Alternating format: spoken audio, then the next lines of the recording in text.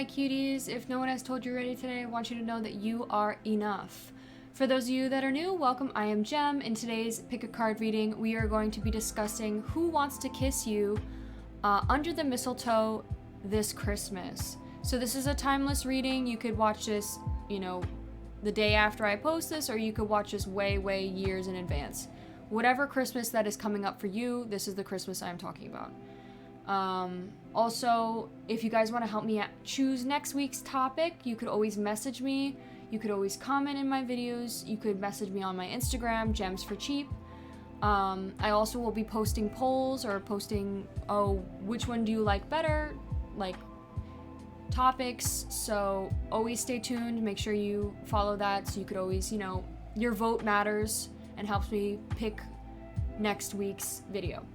Okay, so I also want to let you guys know the different ways you could watch pick a card readings. You could view them how you like. You could watch the whole video and just choose the messages in each one that resonates, or you could watch a pile that catches your eye, as long as you take what resonates and leave the rest. When I say that, if there are messages in the reading that you feel do not apply to you, ignore those. Those are for other people that may be viewing this reading. Also, I don't want you to fall into... I'll talk a little bit more about this in the section where I talk about what I'm dealing with, but I don't want you to fall into possible paranoia or all these different things, because I don't want you to take a bad message I may say that could possibly be, when it may not even have anything to do with you and maybe someone else in the reading. Or it may not even resonate at all to anyone. So I don't ever want you to, if there's a bad message that comes out, because I do say deep messages, I don't want you to freak out over them, Okay. So let that sink in. I also want every reader to know I read differently. I read very candidly. I read very honest. And there will be deep messages. Every single reading I do. Maybe not this one, because this one's a little bit more lighthearted. But if you ever see maybe a little bit more of a dark, deeper topic on my YouTube, know that there will be deep messages. Before we hop right in, I want to let you guys know the different ways you can help out my channel. One is by checking out my DEPOP. I sell personal readings there. I have all my tarot card decks, all my oracle card decks listed in my DEPOP. I also sell crystals. The readings, you could ask me a tarot card deck you want to see, an oracle card deck you want to see. If you want me to use charms, what the person looks like. You could also ask me if you want messages or different things. Like, I have a video listing all the different things I use in all my readings. So you could always go check out that and see what you want to see in your reading and let me know, and just send me a text or message and be like, hey, can you put this in my reading? Totally okay with that. Also know that any donations are extremely appreciated. I have different ways you could donate in my description. And I thank you for taking the time out of your day to watch this video. So, how I'm currently feeling. This is what I wanted to get into. I'm currently been struggling a little bit the past couple weeks, dealing with healing, mainly, forgiveness, letting go of the past, letting go of grudges, and letting go of people, mainly. That's what I'm dealing with. I've been struggling a bit because I've dealt with a past relationship that really fucked me up, and I wanted to say these messages too because I want to be honest with you guys. I'm not, a perfect person. I know I give these readings and you may only see a surface level to a lot of tarot card readers, but I want to be open and honest and say, hey, I'm also human. I also have issues. I also deal with shit, and you're not alone if you are feeling the same way.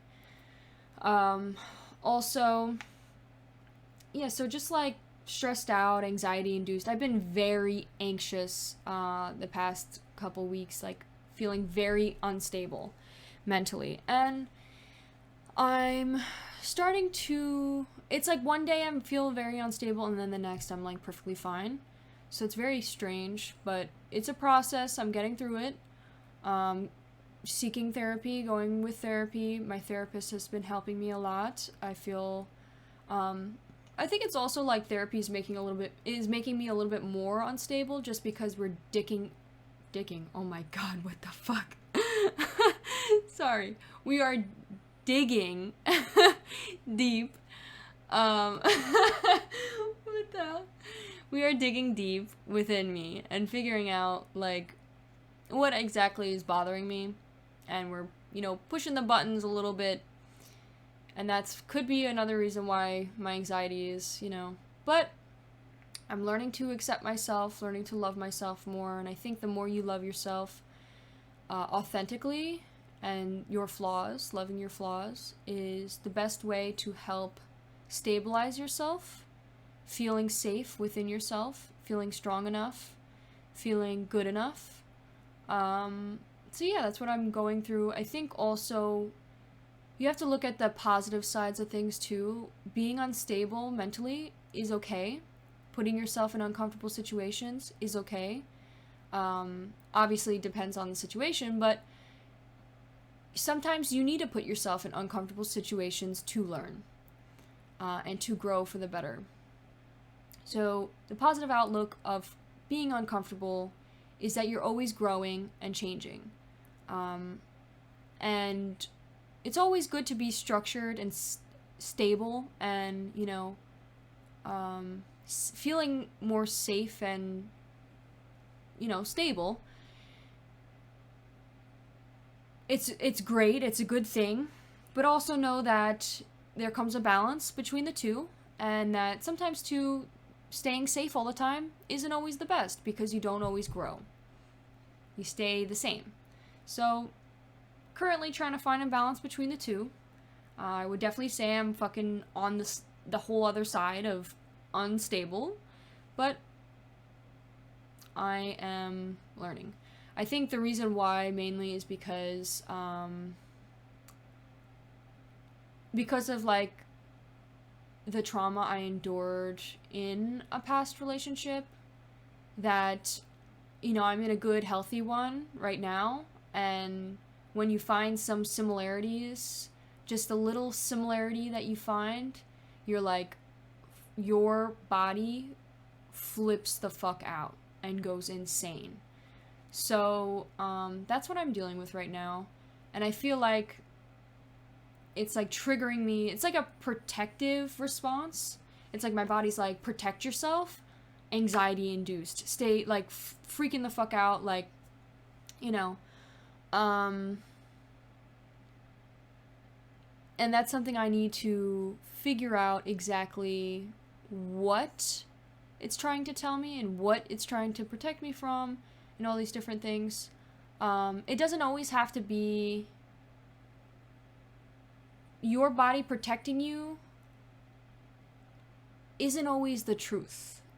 For example, someone who has given you red flags or who has hurt you in the past or have taken advantage and hurt you, and then you meet someone that may have similarities to that person, does not mean that this person is this person. That is something that may help you. Yeah. Obviously it depends on the signs, but anyways, I also am learning cognitive distortion. And one of the things, so basically not everything is black and white. Everyone does things differently. There is no standard right or way of doing things. You have to understand the difference between right and wrong is different between every single person. And that depends on you and what you want in your relationships and what you feel that you deserve. I think one of the things we need to understand too is just because you believe something is right doesn't mean other people will. For example, when it comes to a situation like you're going through a difficult time and a person that you considered a friend maybe didn't really reach out, didn't really ask how you were doing, kind of just wasn't really there for you during that time that where you wanted them to reach out. And this is me talking from personal experience. That doesn't mean that this person is not your friend. This person maybe just, try to consider how or what they may have been dealing with at the time. Everyone's trying to do their best with what they have. This person could, maybe have fears of not knowing what to say to you, not knowing how to help you. Also, maybe you just never discussed that you wanted them to be there for you. Did you try reaching out? Also, and even if you did discuss with them and they don't reach out, maybe they just aren't the person to depend on, the friend to depend on for when you need help with something.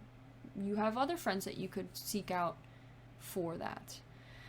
So, yeah, that's kind of what I'm dealing with. And then also they said something about emotional response to cognitive distortion. So this one is a little bit tricky and hard to understand. If any of you guys who are watching this video and you understand what that is more thoroughly, please let me know down in the comments. I would love to hear. This one, I feel like it talked about mind reading and fortune telling. So it's like when you feel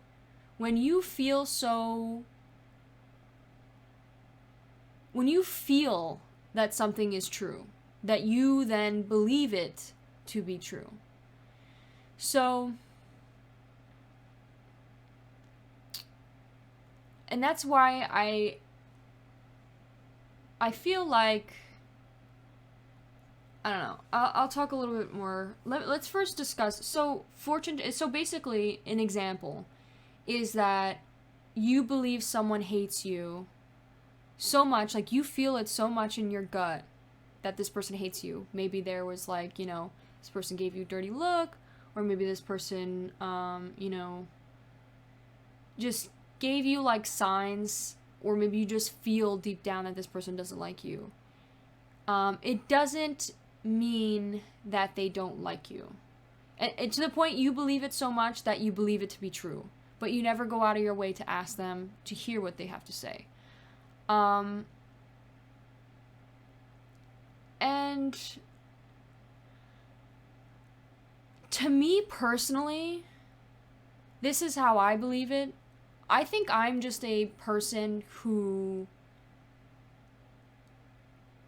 I believe in gut feeling. I believe that there is truth to how you feel. Obviously, I don't let it control me. Like, it's not just the only thing I have. Like, I will use my logic reasoning as well as my emotional feeling to then decide and figure out what could be true. I don't like automatically say this is the truth. Maybe I've fallen into that a couple times and then I realized, it isn't the truth. But for example, like, a lot of the time people can tell you things with their physical reaction, with their body language, with their, anything physically. They could tell you things physically without you even having to ask. Someone could tell you, for example, my ex told me all the time that he wasn't in love with his ex. The entire relationship didn't tell me he was in love with, never told me he was in love with his ex. But I knew he was, because of all the different signs physically that made me add, it was evidence. Those physical things he did made my gut feeling and my intuition, I felt that something was off. I knew something was off. And guess what? It was, and I was right about it. So I feel like there is some truth to using emotional reasoning. What I'm confused about is why they would have that. Like I understand if it was like you have no evidence at all and you're just overthinking something to be true, where it's causing paranoia and it's causing you anxiety or limited self-beliefs. Like, I understand that, and I could understand why that is a emotional response is not a good way of thinking, but I feel like it also, there's like a balance to it. Like, I feel like if you use it as well as all these signs can help you determine what is the truth. Yeah, anyways, that's something that I'm like still reflecting on because I just learned it today. So if you have any like ideas or anything, what your opinion is, please let me know down in the comments because I would love to hear. I'm very interested. Another thing too is, I know I'm talking for a while and I hope that's okay, but, well, it is okay. But if you want to skip it, you can. I'm gonna talk either way. But, I think that emotional reasoning can kind of fall into, like I said, paranoia, anxiety, like obsessiveness, like obsessive, falling into obsession, and what was the last thing I was gonna say?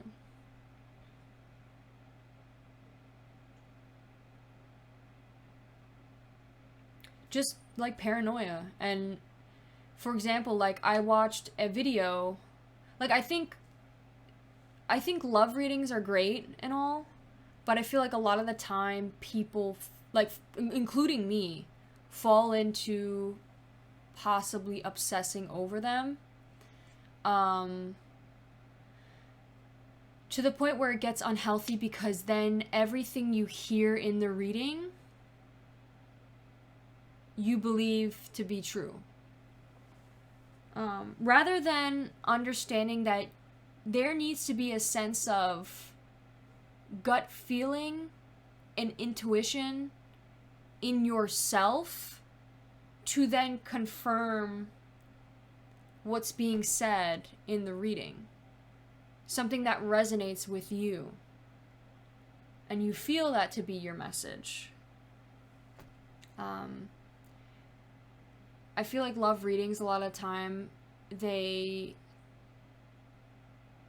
tell you everything you want to hear. Not all of them, of course, but I feel like a lot of them do, to the point where you could fall into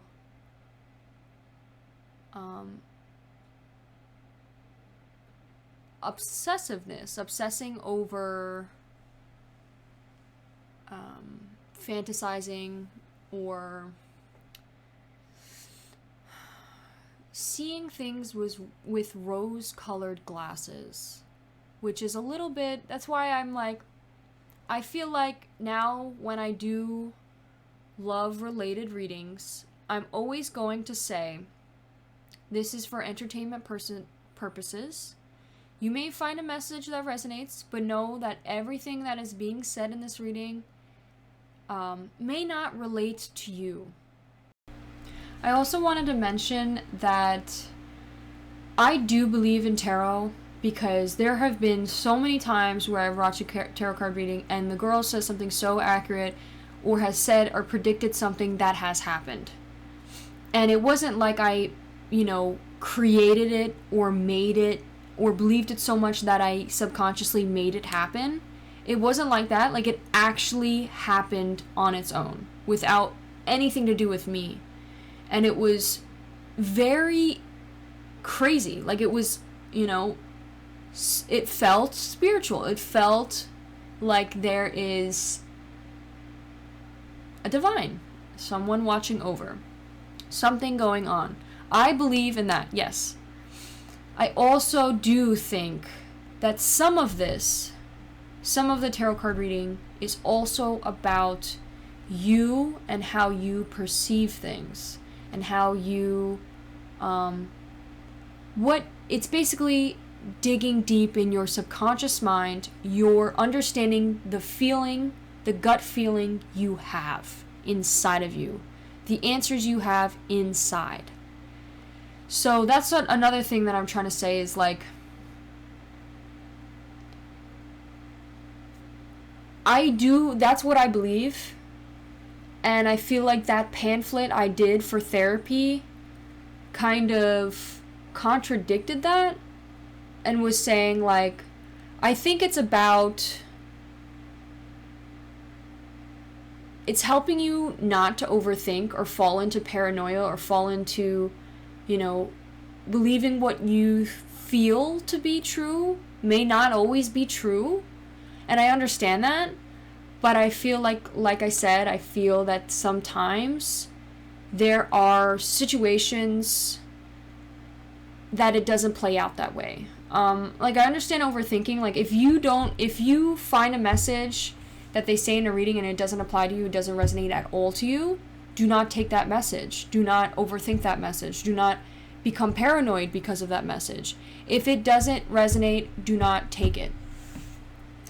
And you may come back to the reading to figure out that maybe something else that has been said in the reading turned out to be true. And you can then consider that to be a spiritual, spiritual work or some sort of guidance that was given. That had nothing to do with you. I don't know. I sound like I'm freaking crazy. I hope you understand what I'm trying to say. That's all I'm going to say. Yeah. So I guess that's all I have to say. But I hope you understand where I'm coming from. The last part I probably could have clarified a little bit more, but it's a little bit difficult to explain. Still trying to wrap my mind around it. But okay, let's get into the reading. So these are the piles. We have pile 1, pile 2, pile 3, pile 4, pile 5. So let's look at pile 1. So pile 1 is a little pink bow. Also know that this is supposed to be pick a Christmas tree.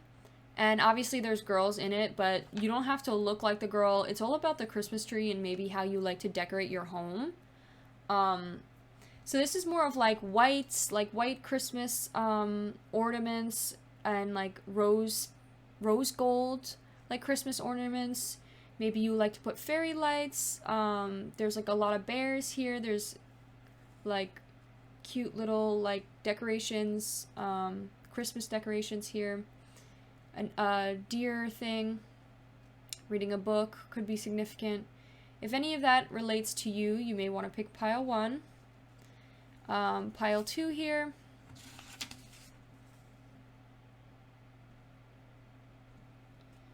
So pile 2 is browns. You may like to use brown ornaments, brown and gold ornaments. Maybe just plain white lights.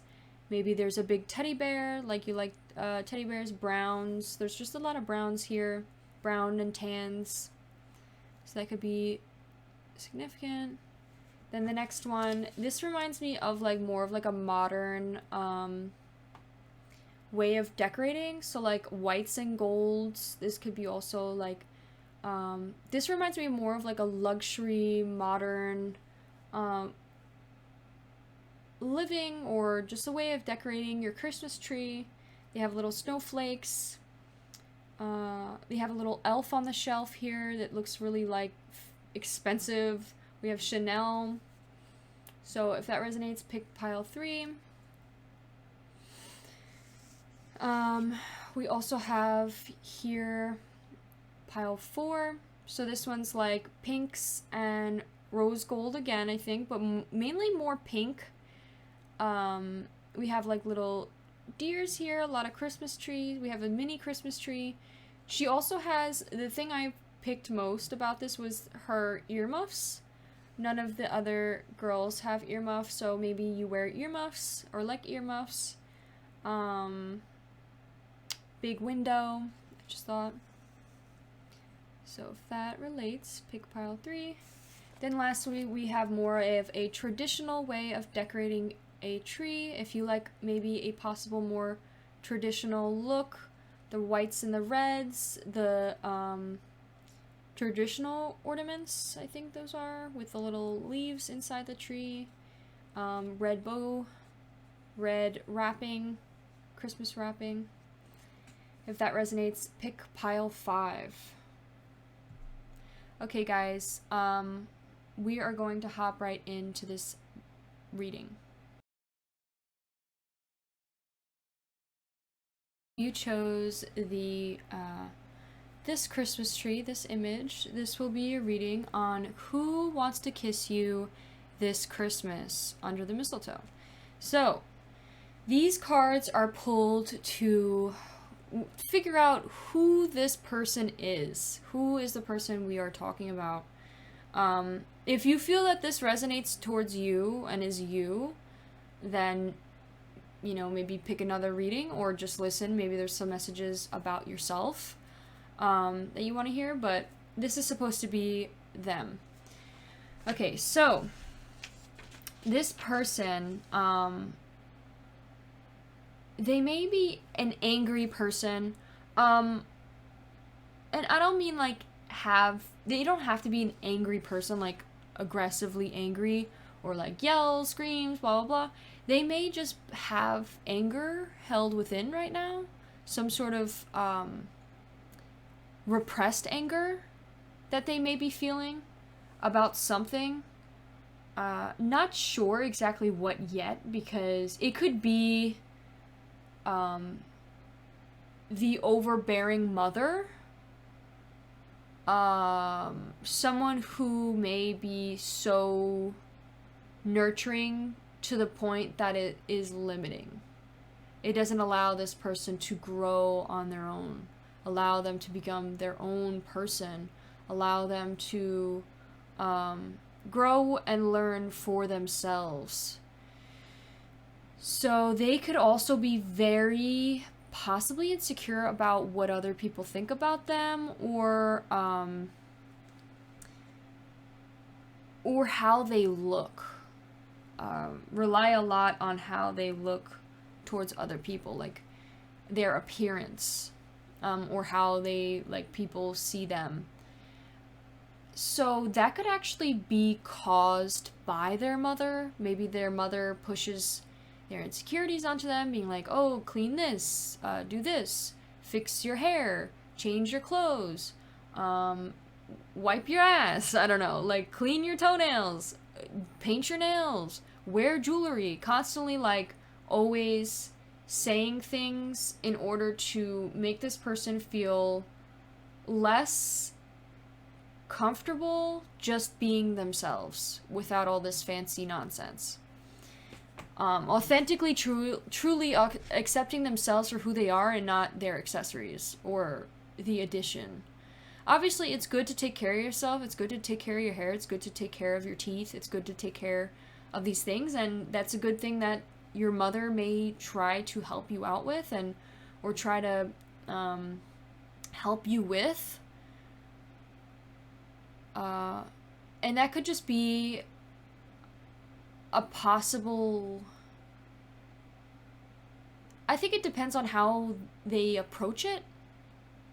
Like, if they say a hurtful comment that could hurt your self-esteem, or you already have a low self-esteem and it adds to it, that could create insecurities, and that could create, you know, this person to be so focused on how other people see them. I think it's like a win. It's like it depends on the situation. But I do think overall this person is very worried about how the other people see them, or view them. So this could also be, they could be a motherly figure. It doesn't have to be like your mom or someone else's mother.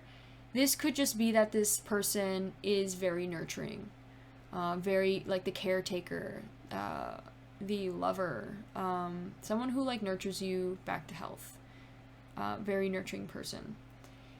We also have the number 1 came out, so that, obviously this is pile number 1, so that's funny.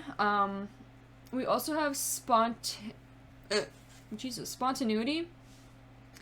So, do you like spontaneous adventures of the highest caliber? The only acceptable answer is this question, yes. So buckle up, Charlie. You're about to take a wild ride through the unexplored, unconventional, and underrated. You are about to learn yes is a magical word powered to unlock new dimensions in space and time after hangouts. Yes will lead you to experiences you didn't think possible and teach you lifelong friendships are sometimes lurking just behind a karaoke singer's mullet. So this is like, and it's in reverse, so this person may have big fear of branching out outside of their mother. Maybe their mom is very controlling, or maybe their mom is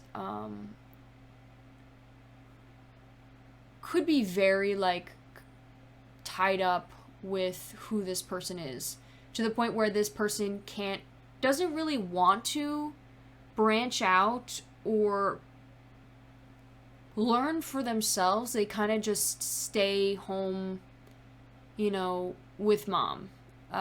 Stay safe and comfortable with mom.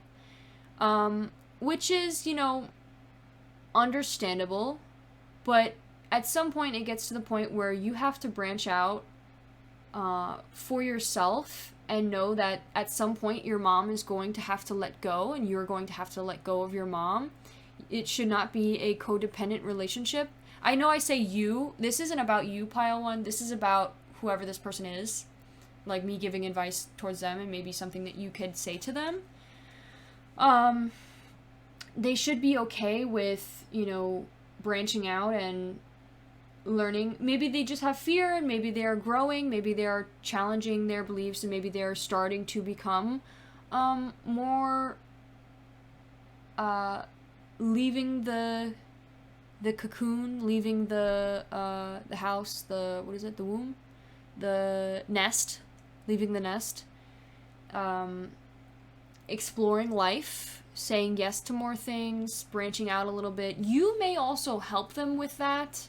Maybe you are the one that brings them out to see the new world, see life, explore life, and yeah, so that could be something. We also have deep wounds here. I'm not quite sure exactly what this is. Maybe a tarot card will help us with that, to understand what this is. But there's definitely some sort of deep wounds and deep anger. It doesn't have to be deep anger because it's not in reverse, but there's some sort of anger tied here, deep wounds. I'm not quite sure. Maybe they have deep wounds towards you. Maybe you have deep wounds and anger towards them. There could be some sort of hurt between the two of you. I don't know. We have destiny one way or another. I think this is destiny, like something was meant to happen.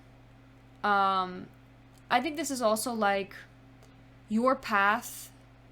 The way I see this card is whatever decision you make, you're going to end up in the same destiny and on the same path. Either way. One way or another, you're going to end up in the same destination. So, there could have been a decision you made. Maybe you decided to branch off away from this person, or maybe you decided to talk to this person a little bit more. And it's saying whatever is destined in your path in the relationship with this person is going to happen. Whether it's to be with them or whether it's to be you find someone else and they're not supposed to be in your life. Or maybe they just teach you a lesson or something. This is what this card is saying. It's not saying that, it's not a negative or a positive. It's kind of like, you will end up in the direction you need to be no matter what. And maybe this is something specifically about this person because we're asking about them, is that maybe deep wounds are supposed to happen, and they're supposed to get these deep wounds in order to teach them and push them into the path that they are destined for. And that could be something to do also with this. So we have the third house, house of communication in reverse. So house of communication, this is how this person communicates. And I don't know why it's in reverse. It says also we have a positive next to that. So this is supposed to be a positive message. I'm going to actually look up what this says. Give me one moment. What did I write for this?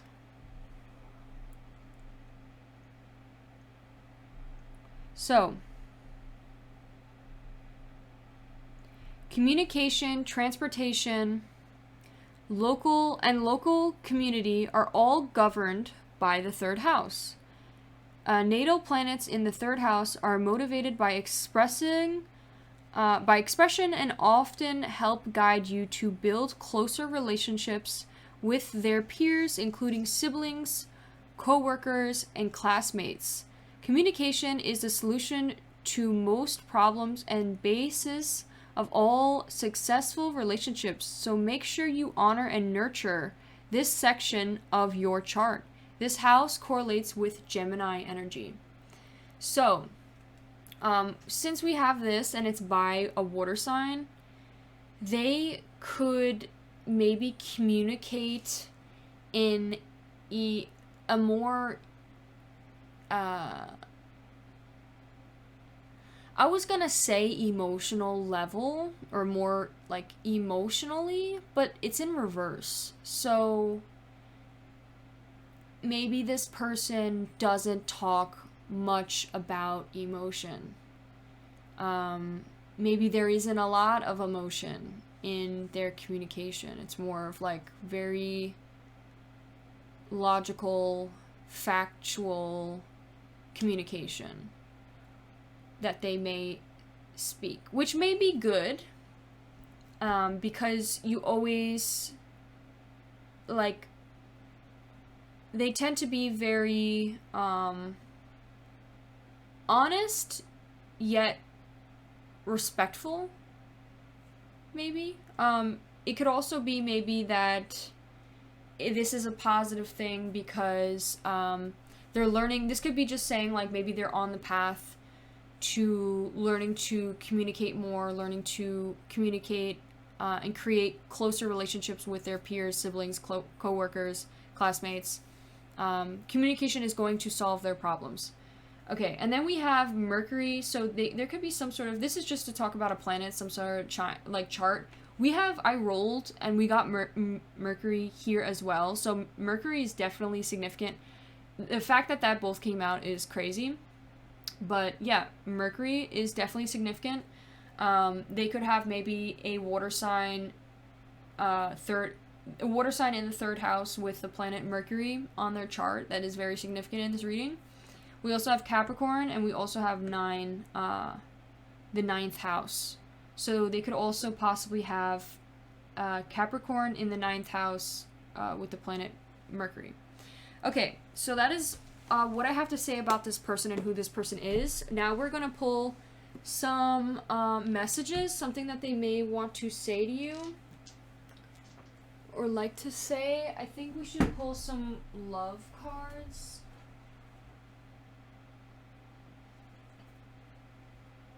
And then we can pull some messages as well. I kind of want to see what emotions. Let's pull these.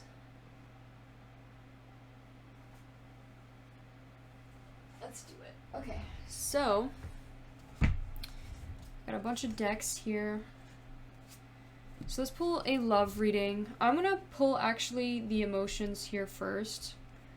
What could be this? What type of emotion do we have here that is covered with anger? Because obviously anger is just a cover-up of a deeper emotion. 1, 2, 3. Mistreatment. So someone could be mistreating. Maybe they feel like they're being mistreated. in this connection, or maybe you feel like you're being mistreated. I think it's more of them, because this is supposed to be about them. So they could be feeling mistreated in this connection. Let's pull one more. 1, 2, 3. Talking crap in reverse. Maybe they feel like maybe you say a lot of mean things to them, or maybe they talk crap like inside themselves but don't say it out loud. Not quite sure. Let's pull one of these cards. This is supposed to talk about who this person could be. Let's shuffle and then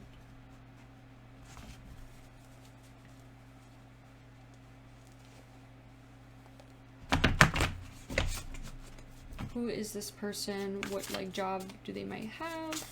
2, 3. Team player. Maybe they're on your team. Some sort of team. If that doesn't resonate, ignore it. Now let's pull a love card. Something love related. Something maybe the emotions they may be feeling.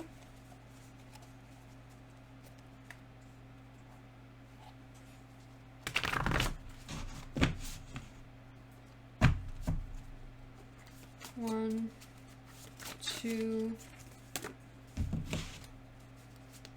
3. Oh my god. Okay, this card went flying.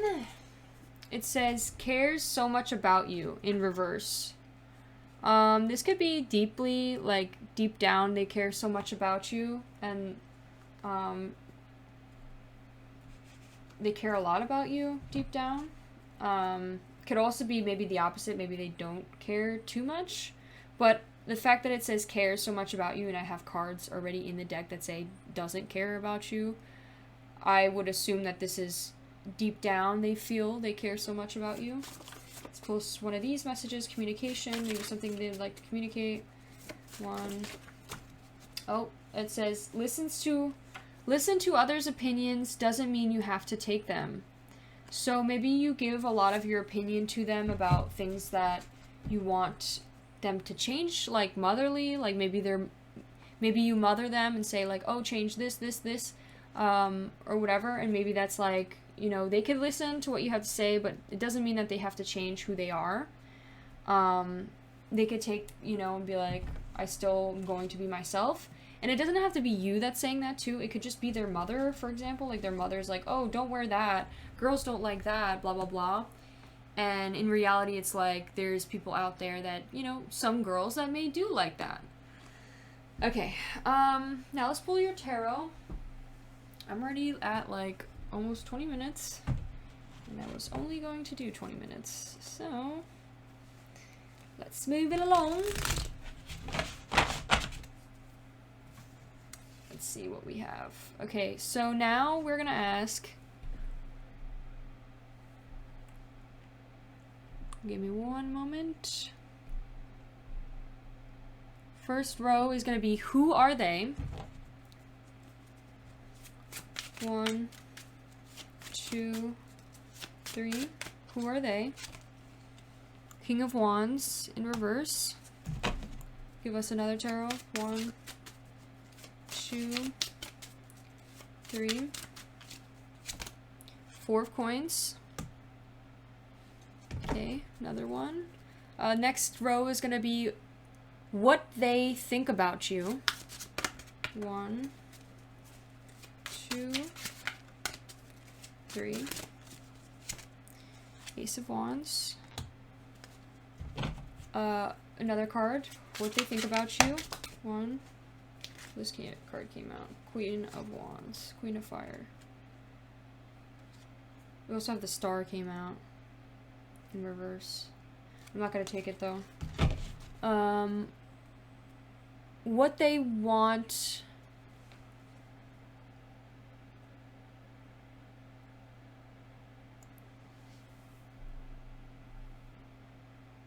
Oh, what they want Christmas night.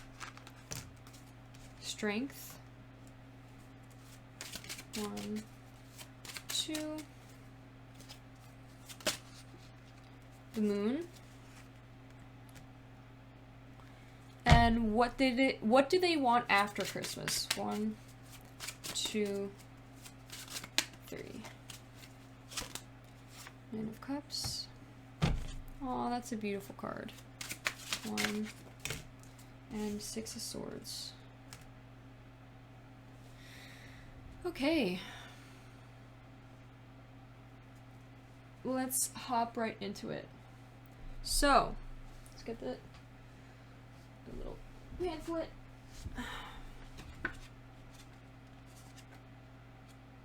I'm gonna have to look these cards up. I apologize. This is a new deck for me, so I will do it as quick as I can. So the King of Wands. In reverse, it is tyranny, a lack of harmony, weakness, validity.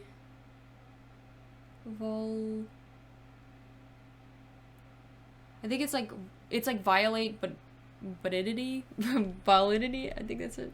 So I don't really know what the hell a tyrant is, but they could be definitely feeling unstable as well right now. Let me look up what tyranny is. I have no idea what the hell that is. Tyrant.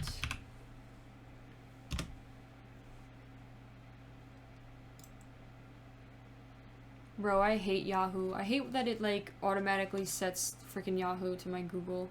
It's so annoying. While we're waiting, let's do 4 of Cups too. So 4 of Cups is upright, hoarding, possession, financial stability, materialism, and stingness. So tyrant is a cruel, oppressive ruler. It could also be someone who's a little bit violent. Validity, I think, is like someone who could be a little bit violent. I think that's what it is. So this person could be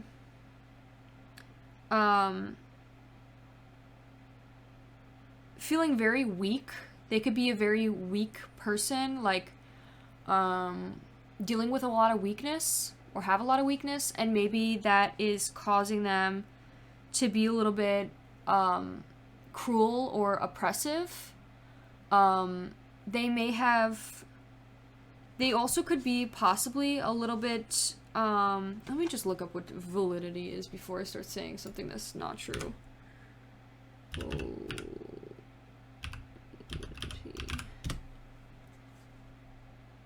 Okay, so it's not that they are violent, it's more of they change rapidly and unpredictably. So their mood, they could have crazy mood swings, to the point where they could be very happy and then the next they're like pissed off. And it's like, you never know what you're gonna get. Very unstable type of person, which is understandable because, you know, sometimes that happens. Obviously they need to learn not to take that out on other people, but I'm not saying it could, the fact that the angry card is here, it could be anger that they tend to just like become angry quite easily, and that could be something. They also could possibly be a fire sign or have some sort of fire placement, specifically Leo. But it talks about, so someone who may be an oppressive leader, lacking harmony, weakness, or someone who is a little bit unstable. And the 4 of Coins is someone who is someone who hoards. They could be a hoarder, possessive, or worries about their possessions. Financially stable. This could be someone who's financially stable, and someone who is materialistic, likes materialism. Maybe they are a gift giver. Maybe they like gifts. And they might be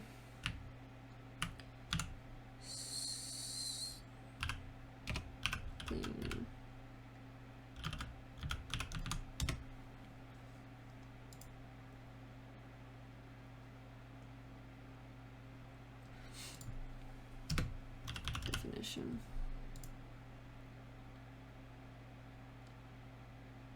Someone who is reluctant to give or to spend.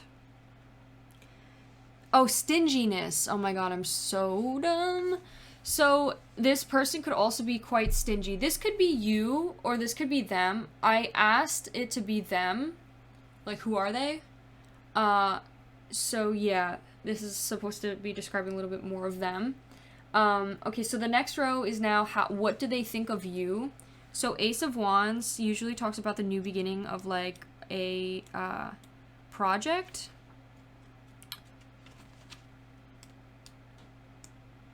So Ace of Wands in reverse is delays, bad news, a creative block, wasted talent. So they can kind of be feeling like maybe you were maybe give a lot of bad news, or maybe the situation between the two of you, maybe there's delays or there's some sort of blockage, creative block, maybe there's a creative block between the two of you that's causing a lack of motivation or creativity. There could also be maybe they are feeling like there was a waste of talent, or there was wasted talent. Maybe they feel like you are wasted talent because maybe you like are not really pursuing your passions, or maybe they feel like they put so much work and talent into your connection, and maybe they feel like it was wasted because maybe it didn't end up working out. But the way they see you too is you're optimistic, you're independent, you're confident, you're passionate, and you're Jesus Lord. Anyways, you're very optimistic, very independent, very confident, very passionate. They may, with the Ace of Wands, maybe I didn't read that, you could be, maybe they feel like you are feeling delayed, or feeling like, you know, bad news about this connection, or feeling like there's a creative block in the connection, or maybe they feel like you feel like you're wasting your talent on them. Okay, so the next row is what do they want Christmas night? So Strength in reverse. Strength is a powerful... It's interesting that just this row we have powerful energy. Maybe they could be thinking about Christmas a lot, and thinking about what they want to do with you on Christmas. So in reverse, weakness, self-doubt, abuse of power, pride, negligence. So all right, so they could be feeling like the fact that we have the tyrant here, talking about a tyrant, they may feel like abuse of power. Let's see what the moon is. The moon upright is trickery, melancholy, anguish, illusion, and insecurity. So they may feel like during Christmas time there is an abuse of power. Sorry guys, why is this not focused?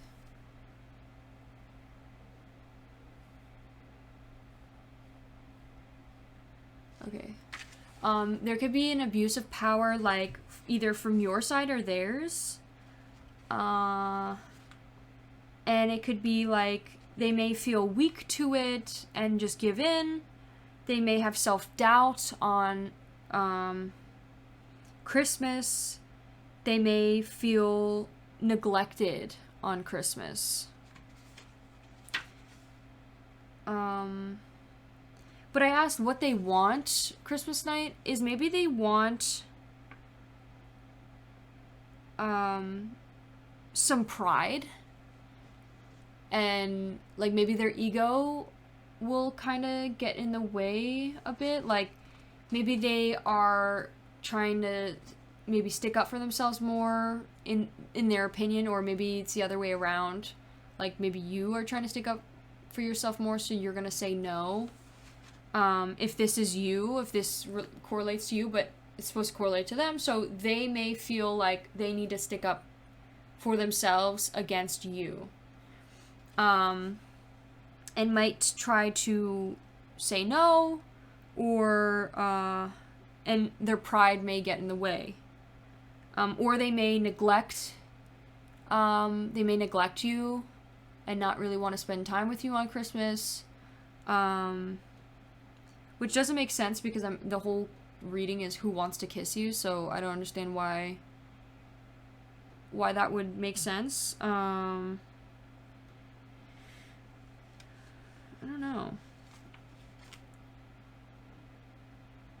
Trickery, anguish, illusion, insecurity. There could be a lot of trickery going on. Maybe they'll try to trick you, or there's some sort of deception or illusion that may be going on. We also have insecurity. It could all be related to insecurity. Like, they may want to kiss you and they want to spend time with you, but their ego and pride might get in the way and create some sort of, like, an illusion and, like, deception. And, like, they may deceive themselves and be like, oh, if I don't say no to this, then I don't respect myself. And that ends up, you know, their pride gets in the way. And then lastly, we have Nine of Cups, which is a nice card from what I know.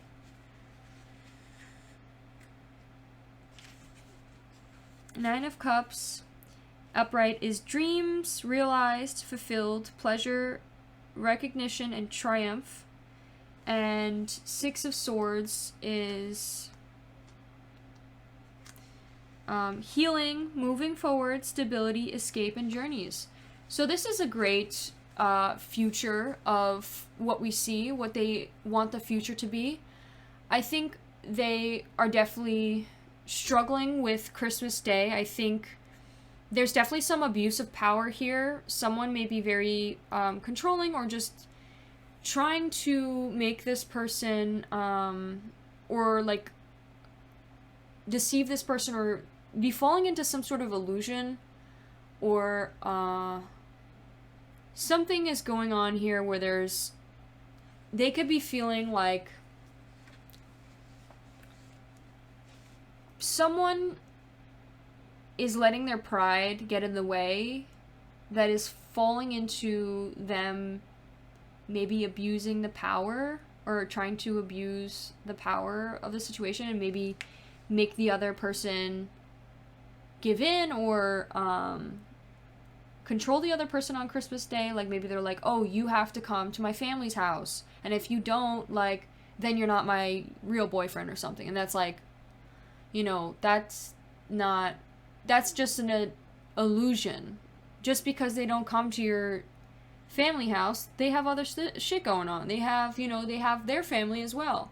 And that's just that's just power abuse right there. But I think they are hoping that you guys will triumph through this difficult time and move forward and heal together. You know, escape the difficulties and travel on into better journeys, better times together. Find more of a stable place.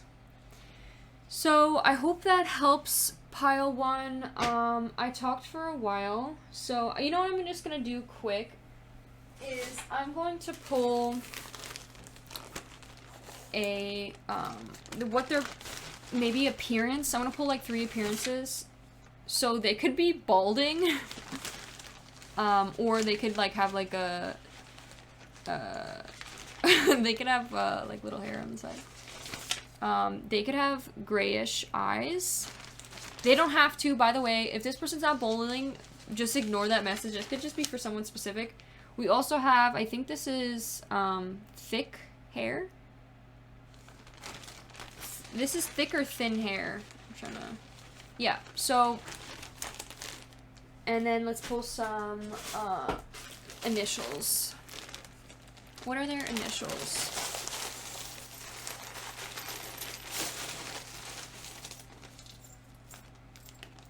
Okay, we have M, we have M, we have L, we have F, we have V, we have X, we have A, we have P, we have another M, we have a U, and we have a heart that came out.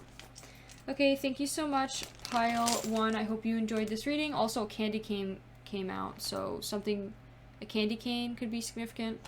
Thank you so much. I hope you enjoyed. If you did, please give this video a like and consider subscribing. I'll see you in one of my next ones. Bye!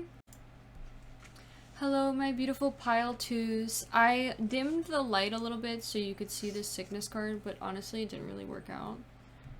You could see it. Damn, this freaking card. I think I need to change the color to it. It sucks. But it's a beautiful... It's like basically a little bacteria thing here. So this person could be dealing with a sickness right now. They might be feeling sick. So it could be also like virus related type of sickness, because that was like a little virus thing, but it doesn't have to be. It could just be any type of sickness, like feeling sick, cough, common cold, different things. So this person could be feeling sick. They may also have a lack of energy right now, lack of motivation. Maybe they're kind of just very tired, and it could be related to the sickness. Also, I think this person, whoever, by the way, pile 2, we're trying to figure out who this person is, who wants to kiss you. Sorry, I don't know why I didn't say that, address that first. This is who wants to kiss you the night of Christmas under a mistletoe.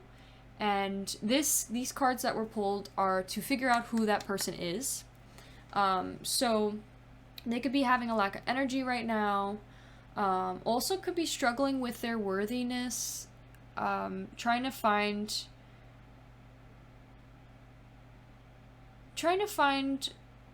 and understand that they are worthy of ultimate happiness, finding their worthiness, you know, accepting and loving themselves authentically. They could be struggling with their self-acceptance, struggling knowing that they are good enough. Maybe they are feeling like they're not good enough. They could definitely be struggling with those aspects. We also have the healer here. They could be someone who was on the way of healing, on the way of, you know, progressing towards their higher self, but maybe they fell back a bit because it's a little bit off. They could be definitely forgetting what they learned. It says the light worker, the gift, the old soul. They could be tired, they could be needy, they could be forgetting their own practice. Forgetfulness, forgetting their practices. They need to remember what they've learned, they need to return to it, and they need to reclaim it. One of the things I thought about, because they're forces which we drift so easily from, healing approaches us in multiple ways, from multiple angles. Knowing the cycle of healing is not linear, it is multi-layered, and a continuous process, always leading back to its own origin. So basically just saying, like, this person may have fell back a bit, but it's like, it's normal, it's okay, as long as you remember what you've learned and choose what you've learned and stick with that through your path in order not to repeat history. And also another thing too, what made me realize is journaling. I feel like journaling, this person may have journaled or wants to journal and write down or write through what they're dealing with, or maybe they used to journal in the past. I think reading through their journal, reading through everything that they've learned in the past to help refresh their memory and help them to remember the things that were on their path of healing from. We have the hummingbird. The hummingbird is like also returning to, basically just returning to what fuels, where the nectar is that fuels you. So, for example, returning to possible hobbies that help heal you, journaling, cleaning up your surroundings, going to the gym, reminding yourself and telling yourself good things, telling yourself nice things in the mirror, complimenting yourself, saying 3 positive things at night, 3 positive things in the morning, cleaning the dishes, doing these chores, going to the gym, eating healthier, telling yourself no when it comes to eating the whole case of, whatever. And it's not about that you're being shamed or that you're being shunned. That is because these are things that will help you and fuel you, because you are being obedient to yourself and showing that your body deserves respect. So, which is the things that you need to return into. Return to the schedule. Return to the structure. Return to putting yourself first. Wherever you were being fueled the nectar that helped you heal in the past, you need to return to. I think also know that just because you may one day not do those habits that will help you heal is okay. You don't have to every day journal. If it becomes a lot, it's okay. But no, try to the next day, try to go back and journal. It doesn't have to be every single day. And know that there's going to be days where you need to relax and you need to, you can indulge in the ice cream can. You can still have enjoyment, have fun, do things, step into the realm of maybe something that's not as healthy. That's okay. As long as you find a balance between both. We have Venus, the planet Venus. So there could be possible air in Venus, an air sign in Venus, Aquarius. I almost said Cancer. You guys could have a Cancer in Venus. It could be an air sign, Aquarius, Libra, Gemini in Venus. And then we have the Chiron. I don't really know what this planet is or what it represents, so you may want to look that up. And then we have 10th house, house of social status. You could have an air sign in the 10th house with the Venus planet. We also have a sense of separation here. There could have been a sort of separation that this person is dealing with. Maybe this person broke up with an ex, or maybe this person is healing from a past relationship still. Maybe they are currently dealing still with the separation that they've dealt with, or maybe you guys are dealing with a separation. Maybe you guys aren't together anymore. Okay. So with the house status card, I want to read it to you. That is not the right one. I want to read the description I have. So the 10th house is located at the very top of the birth chart. It is an apex of your unique story, and yes, it is basically the house of popularity. The 10th house also governs public image, professional aspirations, career achievement. Natal planet in the 10th house reveals an ambitious individual, and changes in the profession often occurs when the planet transits in this zone. This house corresponds with Capricorn energy. So this person could be healing from a past separation and now focusing more on their career and popularity in their career. They could also be focusing more on their friends. Focusing more on creating a public image in their professional life. We also have here Mars in the 2nd house with Aquarius. That could be in their chart.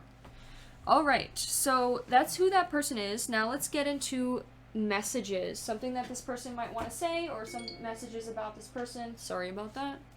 Let's pull a love card. Something love related that this person would like to say. 1, 2, 3. Wants to give you a kiss, yes. Like I said, deep down they want to kiss you. Especially on Christmas Day, they could be wanting to kiss you.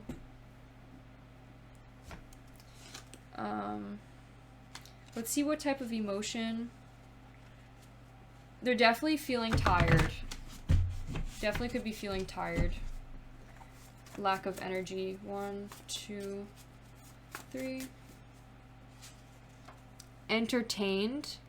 They could be distracting themselves with entertainment like TV, video games, maybe other people to entertain themselves. Doesn't have to. If it doesn't correlate, ignore it, but that could be something. Let's see, something they may want to communicate to 3. Passionately talking. They could be possibly talking to someone else, I just thought of. Just to, like, entertain themselves. Like, passionately talking and entertaining themselves with someone else. Just because they are, you know, sad about the separation. Or sad about the situation. Or it could be maybe, like, they're passionately talking and entertaining themselves still with an ex, maybe, or I'm not really sure exactly what this is. Passionately talking. Maybe deep down they want to be passionately talking. If that doesn't, it may not even be anything about talking to someone else. That may not correlate at all. But passionately talking, they could be wanting to passionately talk to you, like, more sensually, or maybe I want to kiss you, I want to make out with you, I want to hug you, I want to, you know, anything, like, intimate. Maybe they want to passionately talk about with you. Okay, and then let's pull one more. Something a little bit more specific, maybe about what career they're pursuing, to help us understand who this person is. 1, 2, 3. Farmer, they could be a farmer. Doesn't have to be.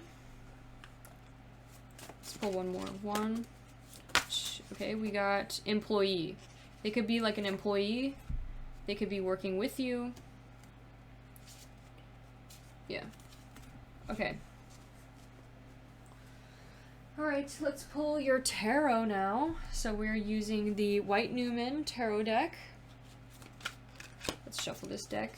We're the first row. We're going to ask who this person is, a little bit more specifically. Help us understand a little bit more about this person. Who is this person? 1. We have the Fool in reverse. 1. Now we're going to pull a card underneath it still. Who is this person? Who are they? 2, 3. We have 8 of Cups. Okay, the next one is how do they see you, or how do they view you?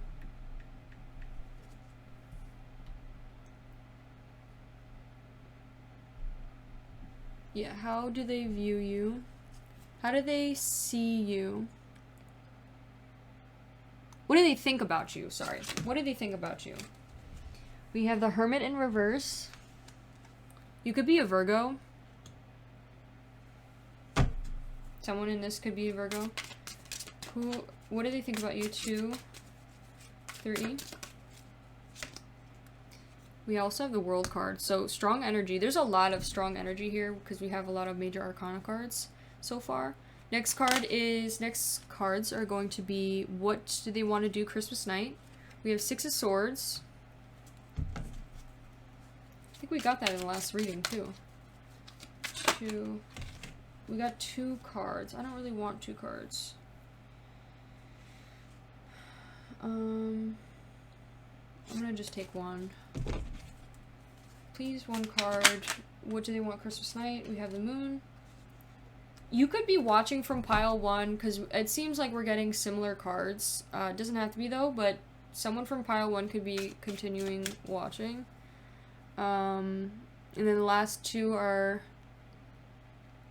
what they want after Christmas. 1, 2, 3. We have the Wheel of Fortune. 1. Oh, and we have King of Pentacles in reverse. Okay. Alright. I'm gonna go get my book real quick to help me get the quick meanings for each of these cards, just because I don't really like using the little book that they give for this deck. So I know with the Fool, so who this person is, they could be a definite risk taker, someone who takes a lot of risks.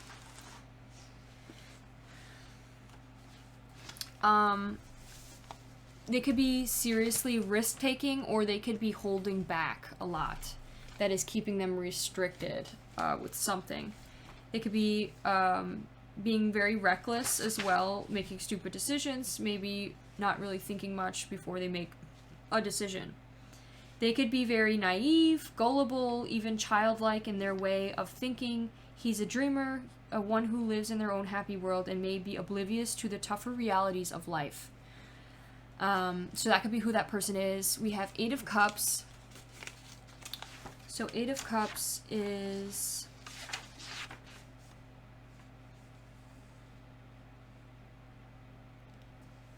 Eight of Cups, upright, is disappointment, abandonment, withdrawal, escapism. This person might escape a lot. They could be escaping right now with entertainment and escaping from the hard realities of life. Acting like whatever issue that they're dealing with is not there. Could be like the separation that they dealt with. Maybe they're constantly, instead of sitting with their thoughts and reflecting and figuring out how to heal again, they're kind of just like, instead of avoiding it and entertaining, staying entertained and falling into this like escapism, like TV, like they could be just watching a lot of TV or just falling into like playing video games, like not really focusing on something that needs to be focused on, like the serious realities of life, like the separation. So the way they see you, we have the Hermit. They could see you someone who's withdrawed. I think that's what the reverse Hermit is. Let me see. So reverse, isolation, loneliness, withdrawal. Yeah. So you could be someone who's withdrawed. Maybe you isolated yourself away from this person. Maybe you are lonely. Maybe they see you as someone who's very lonely. Like maybe you stopped hanging around with friends. Maybe you stopped hanging around them. They could just think that you definitely you became closed off. You isolated yourself. Let's see more specific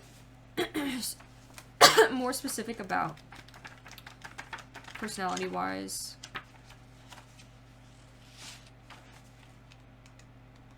Where the heck is this Hermit card?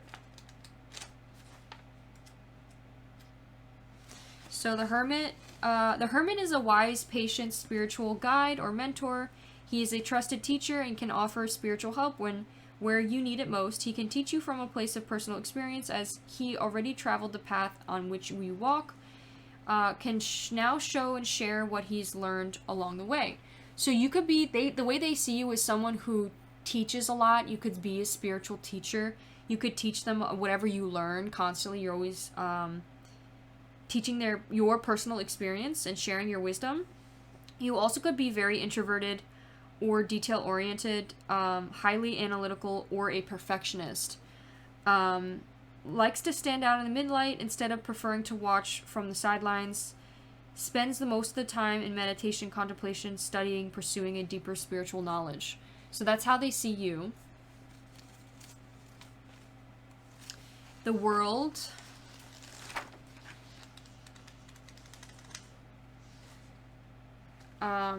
in reverse, seeking personal closure, shortcuts, and delays. They may feel like you are quick to run, or quick to... You could be dealing with a lot of delays, and the reason why you're facing delays is because you kind of just want to quickly... You may be impatient and you want to make the quickest decision possible as quick as possible. And you making impulsive, quick decisions may lead you to more delays. And it's like, wait, you need a wait. And it's constantly telling you that. That might be something that they notice you face with or deal with. You could also be seeking personal closure. You might be isolating yourself, dealing with wanting to separate yourself from this person and focus more on yourself. That could be something you're struggling with, and they see that you're trying to find personal closure. What they want Christmas night, I think, is to let go. They want to make a personal transition. They want to... They probably are, like, on the fence of wanting to let go of whatever's holding them back and, like, moving forward and leaving something. But also it's, like, they're on the fence. Like, they want to do that, but then also they don't want to leave. They're resisting to change. They don't want to change. Like, they still feel like there's unfinished business. There's something left that has been undone, that needs to be done for, like, before they could fully move forward. They don't want to leave this connection. The moon.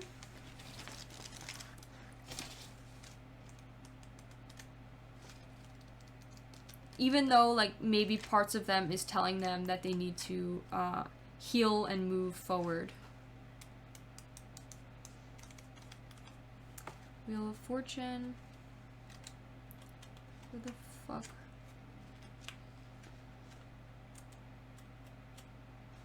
So the Wheel of Fortune in reverse is the way they see after Christmas. Oh wait, the moon. So the moon is illusion. There could be some sort of illusion that's going on. We have illusion, fear, anxiety, subconscious, intuition. I think they subconsciously feel that there's unfinished business. There's something left that has been unresolved. I think they have an illusion of that it will still work out and that they could still continue things. Or it may not be that. It could also be illusion that things aren't going to work out. There's some sort of illusion that's deceiving this person. Also, they could be fearful that it's not going to work out, or fearful to leave. There could be some sort of fear that they're having on Christmas Day. Maybe they're having fear of seeing you Christmas Day. Maybe they're having fear of wanting to reach out to you Christmas Day. There's some sort of illusion going on there. We have the Wheel of Fortune. So what they see after Christmas, or what they want after Christmas, is they want to break the cycle. Maybe you guys leave and then come back. Leave and then come back. Maybe they want to break whatever cycle is continuously happening that you guys are facing continuously. Maybe there's an issue amongst yourselves that constantly keeps turning up, and it's like you guys just want to move past it and let it go. Break the cycle. We also have King of Pentacles. So King of Pentacles is usually a masculine figure. So this could be someone, could be a male, it could also be a female that just is more financially, more materialistic or abundant. That could also be a little bit more masculine, be more indulged in their masculine energy, like, for example, providing, the provider.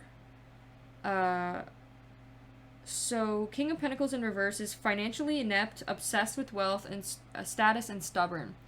So they might want to break the cycle of stubbornness, or want you to break your cycle of being stubborn. Could also be obsessed with wealth and status. They could be obsessed with their wealth right now. I think really tuning in. And they may need to break their cycle of stubbornness. They may want to break their own cycle of stubbornness. They also, this could be talking about them. Maybe they are trying to break the cycle. They want to break the cycle in this connection. And to help us identify who this person is it's them, because we talked about their career and deeply falling into their career and working very hard in their career image. So they could be obsessed with their wealth and status, their popularity. They may be so worried about whether they're popular or not, or how people view their financial status, and maybe they are struggling financially as well. Maybe they don't have a lot, so they worry a lot and are very insecure that they don't have money, so they like to flex. That could be a message, doesn't have to be. All right, let's now pull some appearance cards, and then I'll be done with your reading, pile 2. So what is their appearance? What do they look like? I keep getting this card. Let me shuffle this. They could be very fair skin.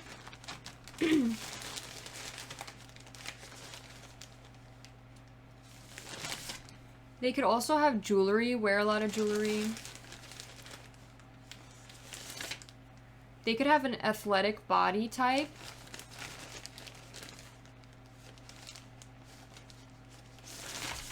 And they could have a really nice jawline or cheekbones. I think this is cheekbones. They have really nice cheekbones. Okay. Let's also pull initials, and that will be the end of your reading. What initials do they have?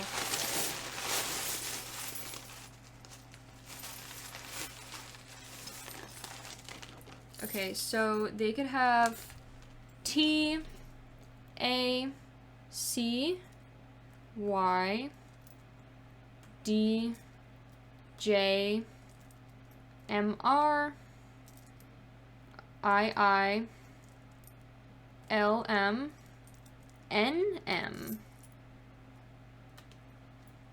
That could be their initials or like first letter of their name. Yeah, so thank you so much, pile 2. I hope you enjoyed. If you did, please give this video a like and consider subscribing. And I'll see you in one of my next ones. Bye! Hello, my beautiful pile 3s. Welcome to your pile of who wants to kiss you under the mistletoe Christmas Day. So, can we just talk about, we literally got the kiss. We literally got the kiss for you guys. That's crazy. We're literally talking giving a kiss, and we got the kiss card. So, yeah, this person definitely, I believe, definitely wants to kiss you. So all these cards that are pulled are supposed to represent who they are, the person that wants to kiss you.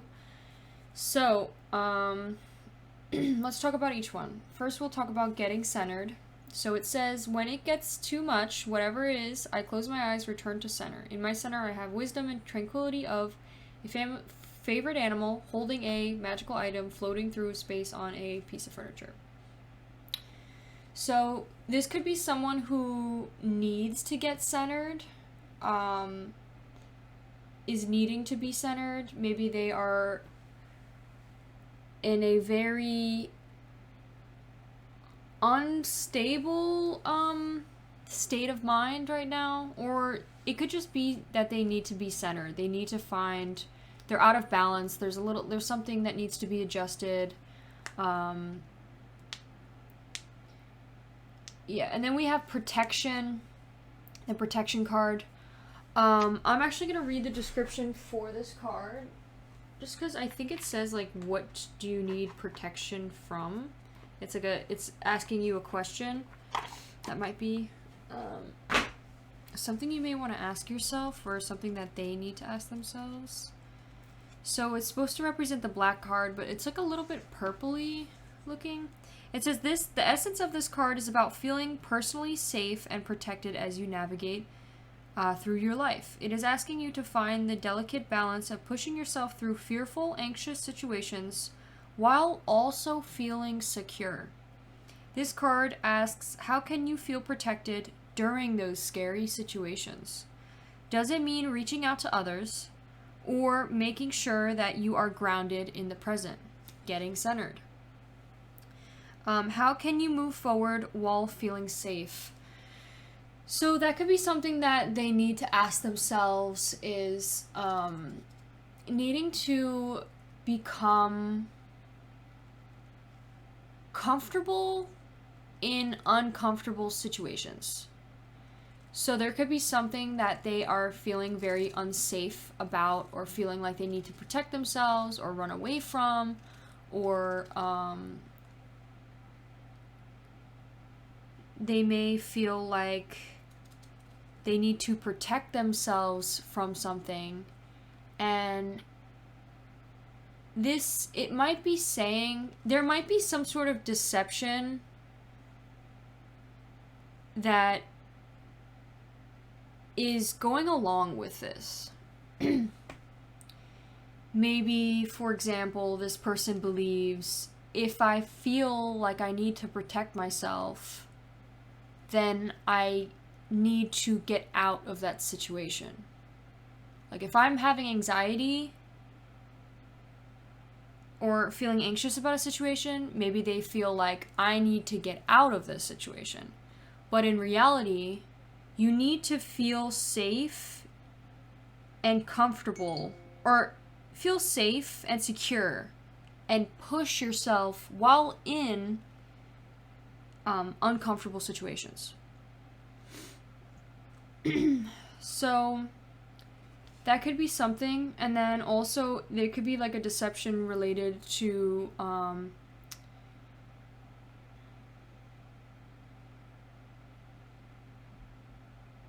let's look at more of the cards. So let's look at more of the cards first, and then we'll come back to that. So we have the Lizard card. So this person could be very instinctual, very sensitive to the subtle. They could also be a dreamer. When they're out of balance, which is what we have, they're out of balance right now. Exclusive, non-committal, and flaky. So exclusive, maybe they're withdrawing. I definitely think they're withdrawing to protect themselves. Maybe they feel very anxious about a situation, so they're like running away from it or staying away from it because they're afraid that something bad's gonna happen, or that they can't feel, they don't feel secure in uncomfortable situations yet within themselves. They could also be non-committal. Maybe they are a serial lover. Maybe they tend to get into a lot of different relationships with different people. Maybe they like to not take relationships too seriously. They kind of just, talk to whoever. They could also be a little bit flaky. Like maybe they'll make plans with you and then they end up not going through with those plans. With the Kiss card, since it's in reverse, so the kiss represents the touch, the chemistry, and the sex. This person could be very like, they could be like a very passionate lover. That's what I'm getting. Like, it's like the chemistry, the sex. Before the first kiss, the air is electrified. Each breath is alive with the possibility and magic. What will their lips be like? Their tongue? Do they want me in return? Those could be questions that they are asking. The archetype energy of the kiss is heightened. Is a heightened sensation of emerging with another, of letting in what those moments ago were separated. Two becoming one. Is it risky but beautiful business? These moments forever change us, as well as move past the solitarity self towards a union and acceptance. This card suggests true intimacy around the corner, which requires bravery and surrender. When the kiss takes a non-human form, it makes It may be experienced as touching and sacred, hearing a whisper, or being graced by a divine being. You will recognize the presence of the kiss by cold chills and awakening of the heart. So maybe this person may have committal issues because of some sort of hurt. I mean, we don't have any hurt card, but maybe they are have a lot of fear towards love, and they may don't really get too deep or too intimate with a person because of out of fear and out of protection of their heart. I think they may have fallen in love, or not fallen in love, but the intimacy of the heart and like the heart feelings have awakened. Probably with you, because we have the kiss card. I think this person may, though, be feeling also, because they're in the dark, we have neediness, pressure, dominance, and disrespect. So they may be disrespectful. They could be being disrespectful. They could be very dominant or facing dominance. They could also be putting a lot of pressure, or there's some sort of sense of pressure and neediness. That might be some toxic elements about this person that they may struggle with, or what they are dealing with. They may be, okay, so with the disrespect, maybe they are disrespecting you, or maybe you're disrespecting them, or maybe they have fear towards being disrespected. There's some sort of sense of dominance, like maybe this person likes to dominate, and maybe they may be a little bit controlling because they could fear the unknown and fear not being able to protect themselves from the things they may not know.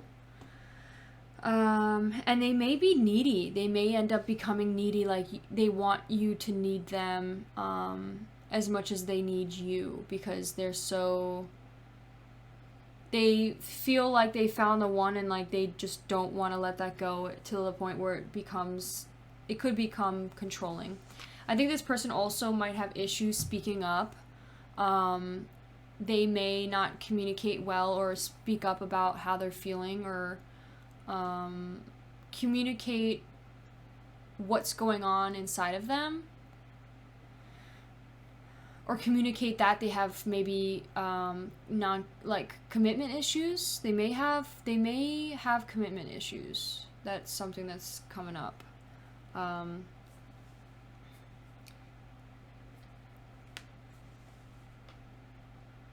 They may need to fall back into communicating how they feel. Maybe they never really communicated at all. Maybe that's the type of person they are. But I think they could also possibly be someone who used to communicate, just doesn't communicate anymore. Like they may have struggles communicating their boundaries, or communicating, how they're feeling, what they're going through, how, the issues mentally they may be facing. Maybe because of fear of being, hurt. It's all out of protection. It's all out of protecting themselves. They could be a little bit worrisome. We have Jupiter here, so there could be a fire sign in Jupiter that's significant for some of you. For them, possibly, they may have a fire sign in their Jupiter placement. And then we also have Keptu. I'm not really sure about Keptu if you want to look that up. And then we have Libra in the 5th house. Okay, so that's them.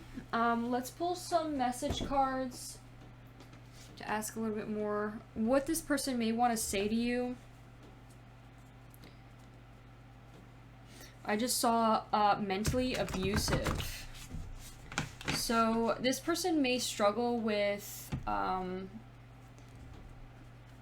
coming off as mentally abusive. Like, okay, well, it came out, so I'm going to take it. This doesn't mean that this person is a bad person. Obviously, this is definitely a big issue that they may be. They may be mentally abusive. They may be manipulative. That could be something specific. They could be manipulative maybe when it comes to protecting themselves, to the point where they manipulate other people to control them so they don't have to be fearful of them. You know, they don't have to worry about them hurting them because they're like, okay, you know, this person's in my control. That could be something that needs to be reflected and discussed and talked about, that this person needs to learn and like work on, because that's, you know, that's abusive. Let's pull one more. 1, 2, 3.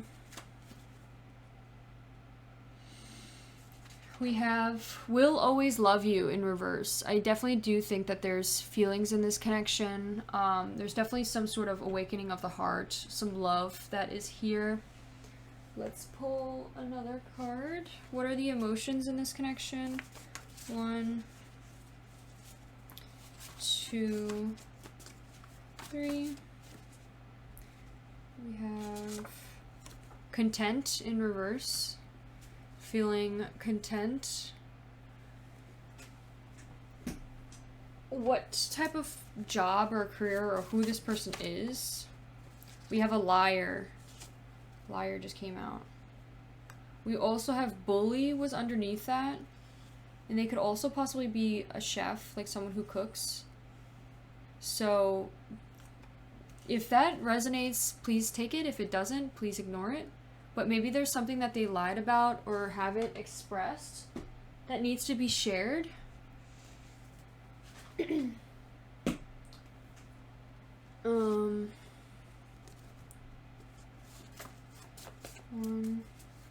2. Ow, fuck. They could be possibly passionately talking to someone, like talking to you or talking to someone, or wants to passionately talk to someone. Ooh, manipulation, telling you what you want to hear. So, pile 3, definitely, if you feel this to be true, then you definitely may want to, pay attention to this, because they could be manipulating you. I want to pull another one. 1, 2, 3. Confidently presenting. This person could present themselves as someone who's really confident, and like they could actually present in front of class or present at work or something confidently. But that could be something specific about them to help you identify who this person is. But they are definitely manipulating you and telling you what you want to hear.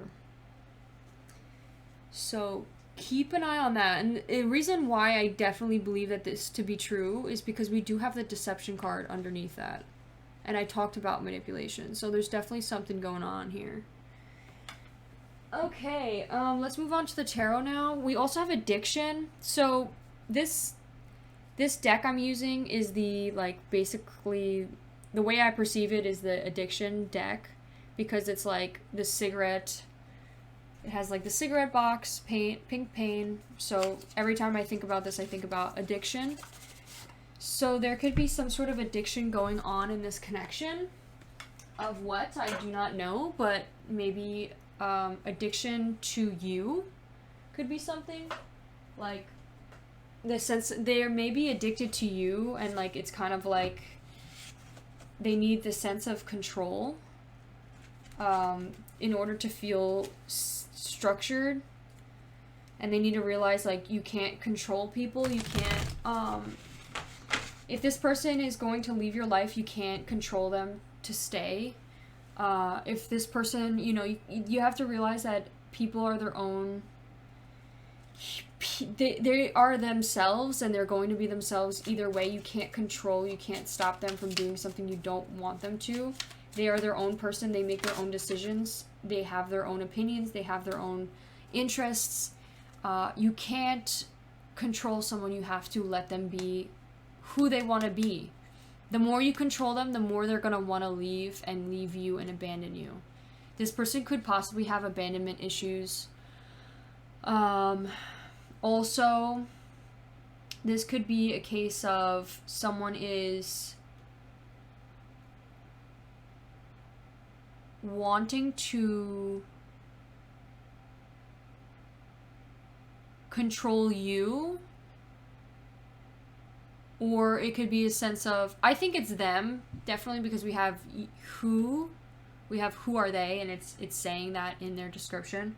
So I feel like it's more them, but it could also be that maybe they feel that you could be manipulating them, or deceiving them, or you are telling them everything they want to hear in order to control them.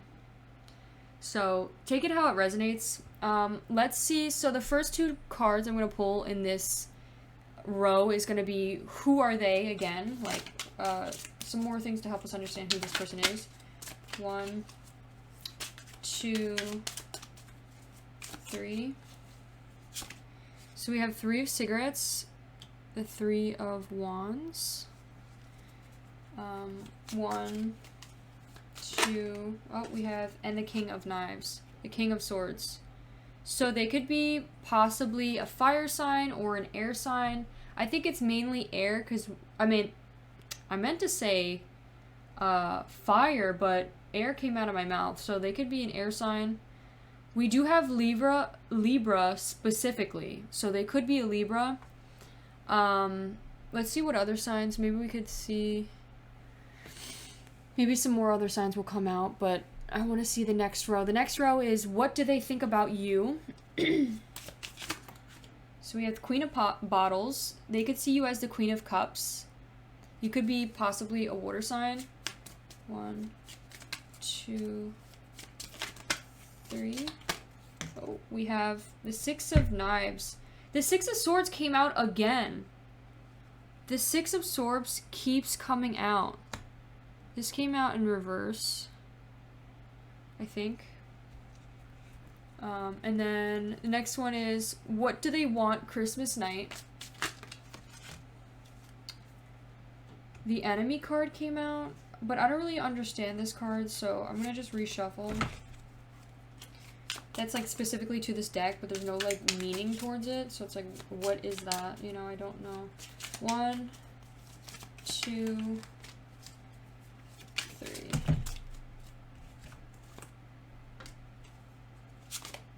We have Queen of Cigarettes in reverse. What else? What else do they want? 1, 2, 3. We have 10 of Pills. The Pills is Pentacles. Okay, and then lastly, what do they want after Christmas? 1. Oh.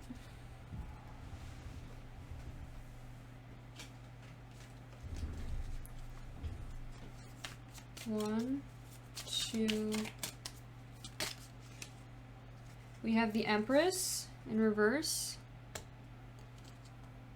Oh, look, we have a little yin and yang like tattoo on their arm. It's very cute. This person might smoke cigarettes, or maybe smokes a vape, or pops pills. I also just thought of birth control, so that's what birth control kind of looks like. And what like another thing that another card to represent what they want after Christmas. 1, 2, 3. 8 of Knives. 8 of Swords. Did that come out as well? No. Okay. Where's that deck? Okay. I'm gonna look up these meanings real quick. 3 of Cigarettes.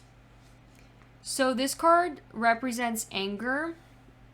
Since it's in reverse, I take the negative attributes because it just only gives a couple attributes. It doesn't give like reversals. But what I do is I take the negative. So they may have upright, it's self-awareness and acceptance. In reversal, it's anger. They may have a lot of anger, some sort of anger towards something. There's some sort of anger. They need to figure out where this anger is coming from. What are they angry about? Why are they angry towards this person? What is their anger about? King of Knives. Let's see, King of Knives. So King of Knives is cruelty. They could be angry about something and that has hurt them about this person. Like, they may feel hurt by you, or there was something in the past that has hurt them, or there's something engraved inside of them that's causing them a lot of anger that they may, like, subconsciously, and it may be about themselves, like, because they don't accept themselves, because they don't love themselves, they end up being cruel to you, or like to have power over you. It says power and cruelty and whim. So they could definitely be, they could be cruel to you. Queen of Bottles. We have cold, jealousy, and sign. So it's upright. They may see you as someone who's cold or jealous. A sign. They may see you as like a sign, like there's something. Let me look up the definition. I know what a sign means, but like, what do you mean by sign? They could see you as like a sign, like a spiritual sign or something that is supposed to indicate some sort of, or convey some sort of information. Like maybe they feel like you are a sign, like maybe like a lesson or given by the divine, like they're supposed to learn something from you. Like there's some sort of information they're supposed to gain from you.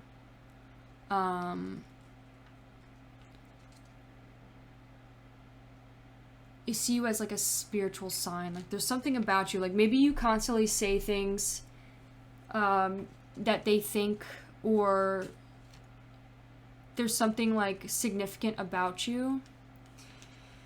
We have Six of Knives. So the original of this is like letting go, but like there's unresolved business. There's something unresolved here. Unfinished business, I think, is the original. Let's see what it says in this deck. It says possible difficulties. They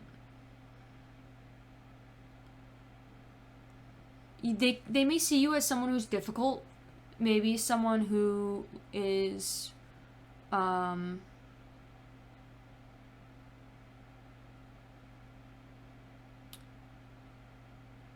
hard to control. I just thought of hard to deceive.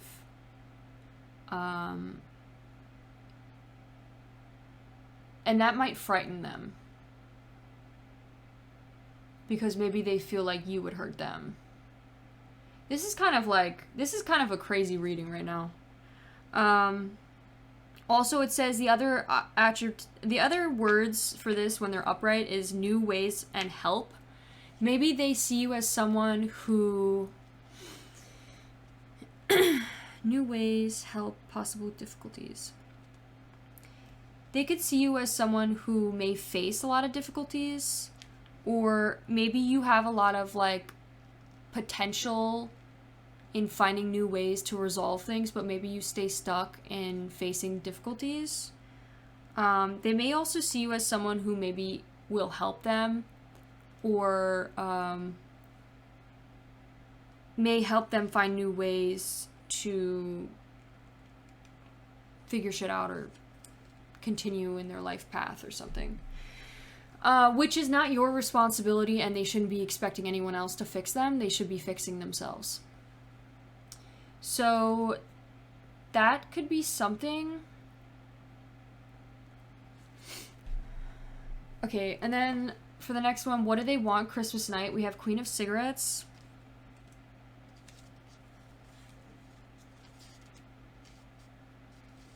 So it's in reverse. They may be indifferent. There might not be something specific. It says virtue, confidence, sincerity, and indifference. So they may try to act like they don't care, or that they don't need anything, or that they're indifferent about it. What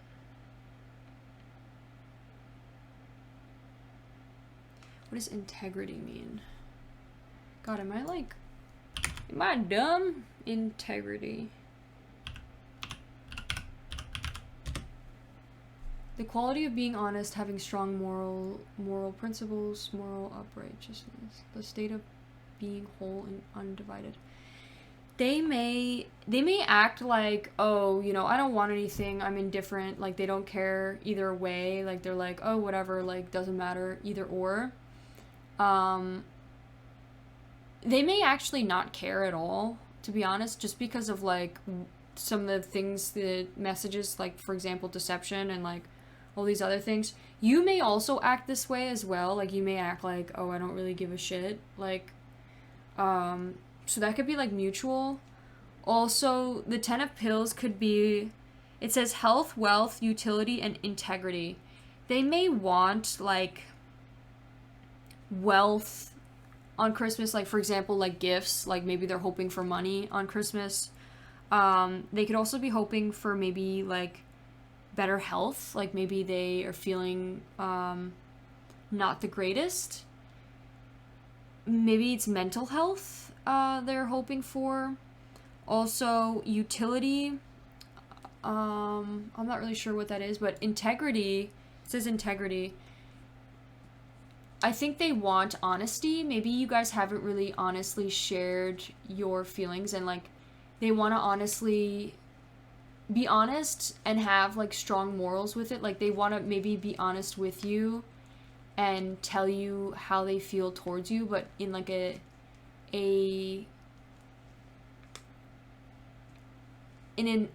strong moral way. Like they want to like do it the right way, the honest, respectful way.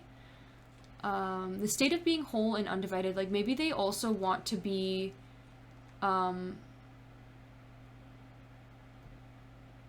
they want to feel whole again. They want to feel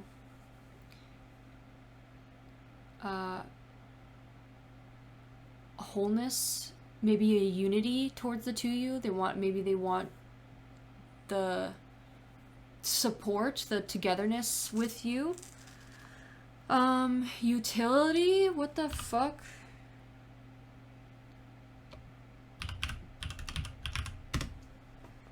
The state of being useful. Maybe they want to be useful towards you. Maybe they want to be beneficial, profitable. Maybe they want to, they may want to like, they want to like help you. They want to like benefit you or be useful to you maybe in some way, and that might be also playing towards the manipulation aspect of it. Like they want to like, you know, help you out so then you help them out type thing, which you might want to keep an eye on. And also this could be maybe they want to profit from you, maybe they want to benefit from you. This could also be like they think more like they want something more functional,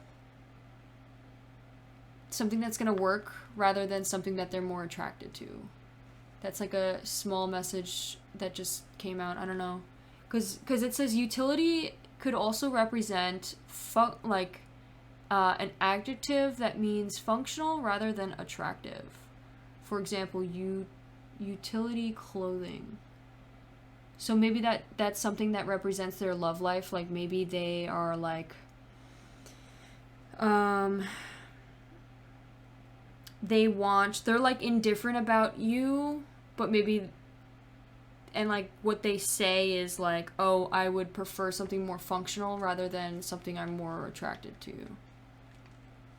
Like a relationship that's gonna work out for me rather than a one that I'm just really attracted to. Okay, so the Empress, I hope that helped. The Empress, what is the Empress in reverse? Fatigue. Maybe after Christmas they're going to be very tired, feeling very tired. They may feel tired towards this connection. You may feel tired towards this connection, feeling like a lot is taken out of you. I think more specifically with them, what do they want after the Christmas? This is supposed to be what do they want after Christmas. They may want sleep. They may want, it says pride. They may want you to like, be honest with them and tell them how you feel in order for them to benefit from it. Like their pride, for example, like feeling better about themselves. Like, oh, like you, adding to their ego, maybe. And then we have a mother, like maybe they want a mother. They literally want like a mother, maybe. Someone to mother them. And then style. They may also try like being more fashionable after. You may notice that. And then we have 8 of Knives.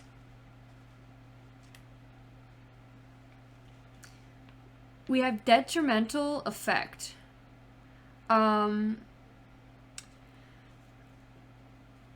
Abyss, falsehood. So there may be,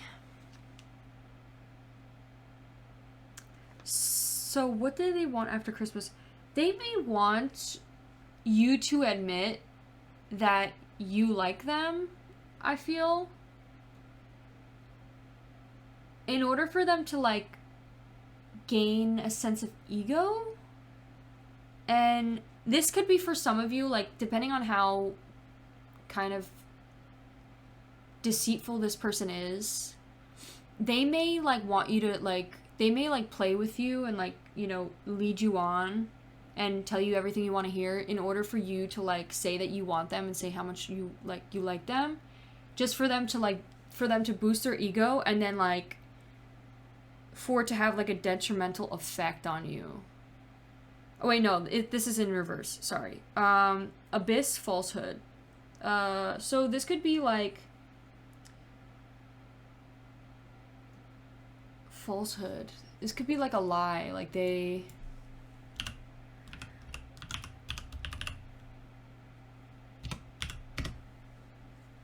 The state of being untrue. So a lie. Something that's not true. An abyss. Abyss. A deep, seamlessly bottomless chasm.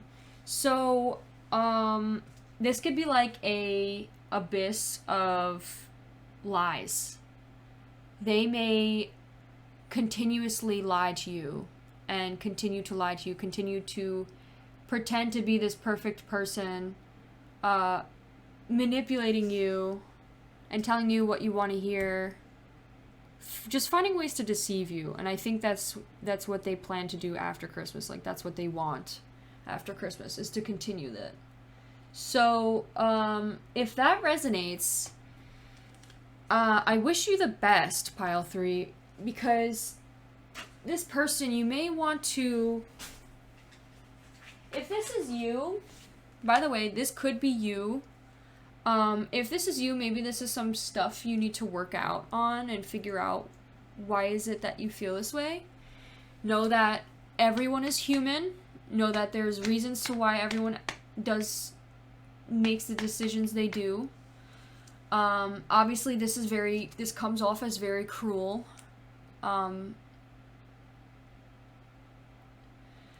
But try to find a way to... Understanding someone and the reasons to why they act so cruel does not mean that you are accepting their cruelty. Does not mean that you accept it and you take it and, you know, you stay in that connection. It's more about finding forgiveness and knowing when to walk away from a connection. I feel that this is, if this resonates, if this does not resonate, please ignore it. Please click out of this video, watch a different pile. But if this does resonate, and you feel this way towards this person, and this isn't talking about you, this is talking about them, then find a way to step out of this, stay away from this person, because I feel that it is all manipulation, and this person has a lot of stuff to reflect on in order to understand and be more compassionate and respectful towards other people's feelings and the way they feel, rather than taking advantage and only thinking about themselves. We could be dealing with a narcissist here. This person could be narcissistic. They may only think about themselves and what they can benefit from. So if that resonates, please keep those things in mind. All right, what they could look like. Let's see what they look like.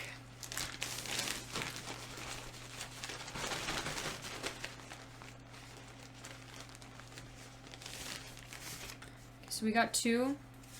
They could have piercings, specifically a nose piercing. They could have an oval shaped face.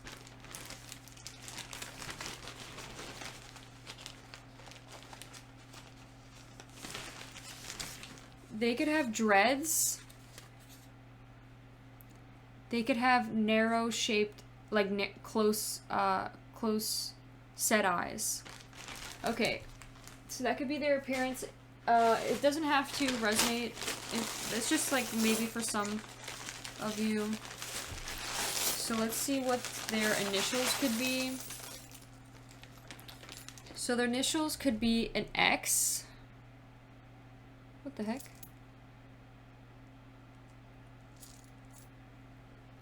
An R, an I, another I, an S, and an N. We also have a B.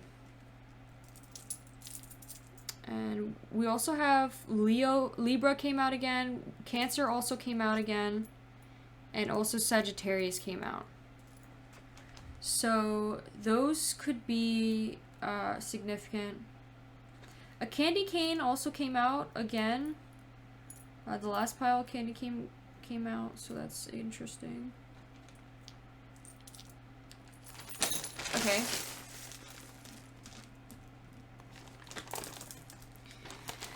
Alright, thank you so much, Pile 3. I hope you enjoyed. If you did, please give this video a like and consider subscribing. I'll see you in one of my next ones. Bye! Hello, my beautiful Pile 4s. If you chose this pile, this will be your reading on who wants to kiss you underneath the mistletoe. So, I shuffled your oracles. These are the cards that are supposed to represent who this person is. So first I rolled these. We have Taurus in Pluto in the 5th house.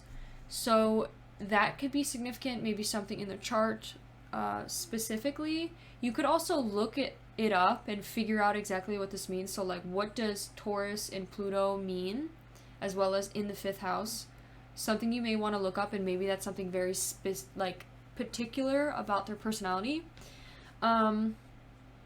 So we have letting go. This person could be on the path of letting things go. It says, I don't dwell on bad things that happen. I let it go because I have enough carrying things to carry around. Also, grudges aren't a great look. They could be working on currently letting go of baggage, letting go of grudges, most specifically. Like, they may have held a lot of grudges in the past. Sorry, that's me cracking my neck. Maybe they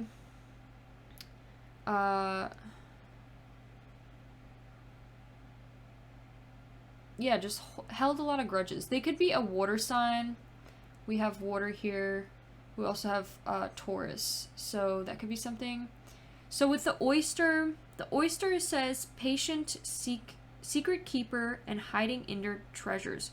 And it says when in balance, which is the cards upright. So they could be feeling blessed, generous, and masterful.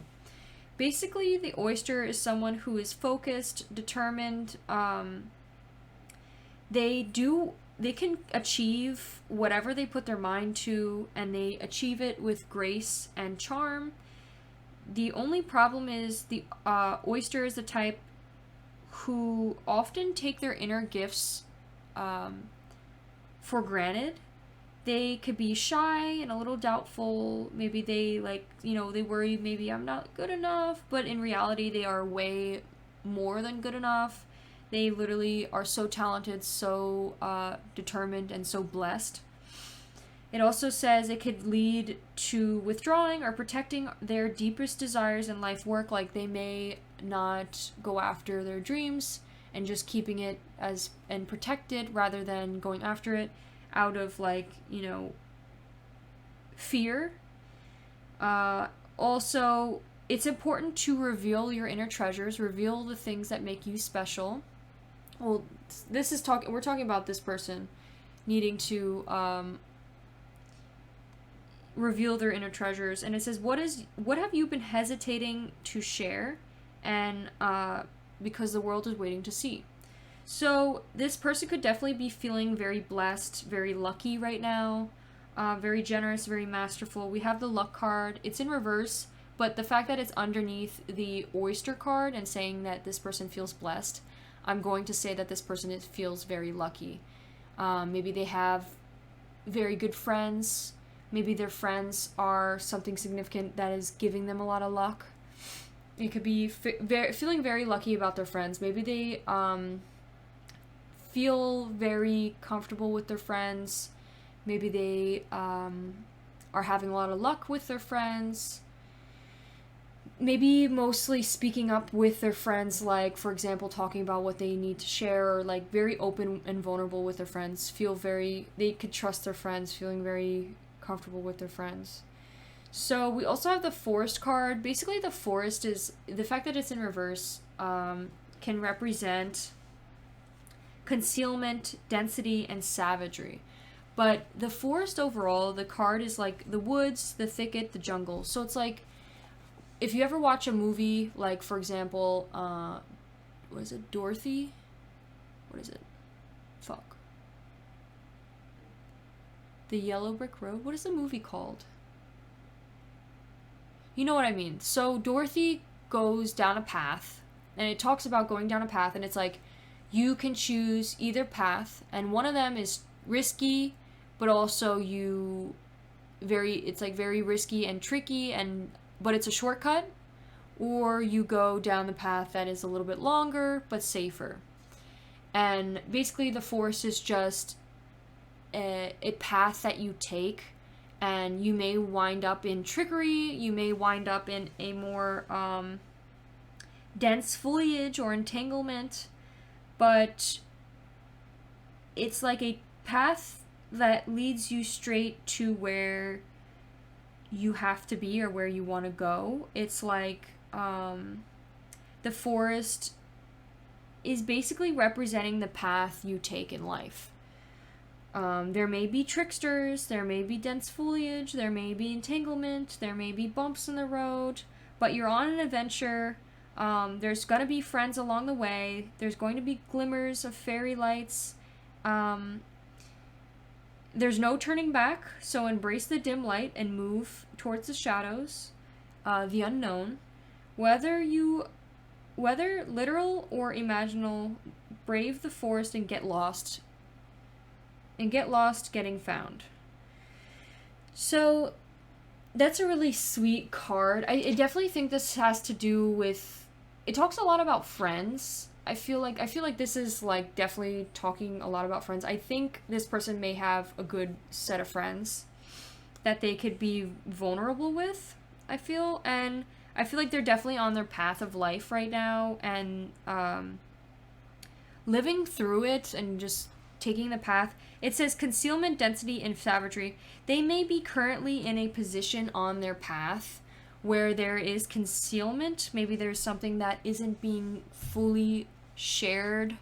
And maybe they need to speak up, or maybe they're going to speak up. They may come to you and speak up about it. Also, we have density and savagery. So density, there could be a lot of things in their way. Like, they could be feeling very pressured or dense, or like a lot of things like, you know, squeezing them, a lot of pressure. And savagery, there may be a lot of like survival. They may be in a survival mode, like a little bit fearful. Like the forest has gotten scary. Like they're in a path that has gotten a little bit scary, and it's a little bit savage. And they may be on a like survival mode right now, trying to get through that path, through that shortcut. So we also have space here. You may have space with this person, and there may be a lack of sweetness. I'm thinking more savagery, like feeling more savage. They may say, like, people may be like, oh, you're savage, I just thought of. Or this could also talk about, like, there's a lack of sweetness in this connection. Maybe they're not sweet. Like, maybe they're usually sweet, but right now they're not being nice. Like, they're, like, you know, they're not being too nice.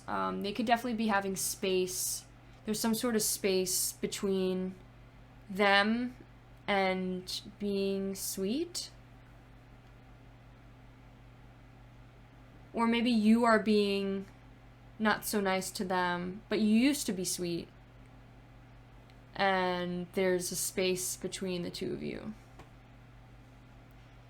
Not really sure how that is. We have Mercury here too. They could have a war sign in Mercury.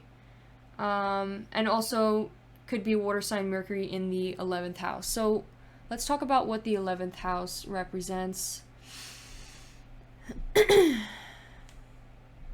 So the 11th house is, as the houses begin their descent, the 11th house helps us remember the purpose of our hard work and with who we share the joy of accomplishments. The 11th house is linked to humanitarian pursuits as well as our personal network. This covers our dearest friends, support systems who help us move forward. So this person may be needing their friends badly right now, or needing to speak up to their friends badly of what they may be dealing with. They may actually talk a lot to their friends about what they deal with, usually because their friends are such a support group that, like, they're basically family. They may not have, like, a family, I just thought of, and, like, so their friends are their support group. I also have, so it also says technology and innovation also exist within this zone. So those born with planets in the 11th house are often defined by their revolutionary ideas. Transition of planets through this domain helps us broaden our reach as we define our role within society. This house corresponds with Aquarius energy. They could be in Aquarius too. They don't have to be though. Okay, so that's all I have about them so far. We're going to pull some tarot cards. But first I want to pull some messages. So let's see a possible love reading that they would like to share with you or tell you. I just saw 1026. Maybe is significant. I just saw it twice. So, alright. Some love message that they may want to share to you. 3. They may talk to your friends about you. Okay, we did not get 2 good cards here, so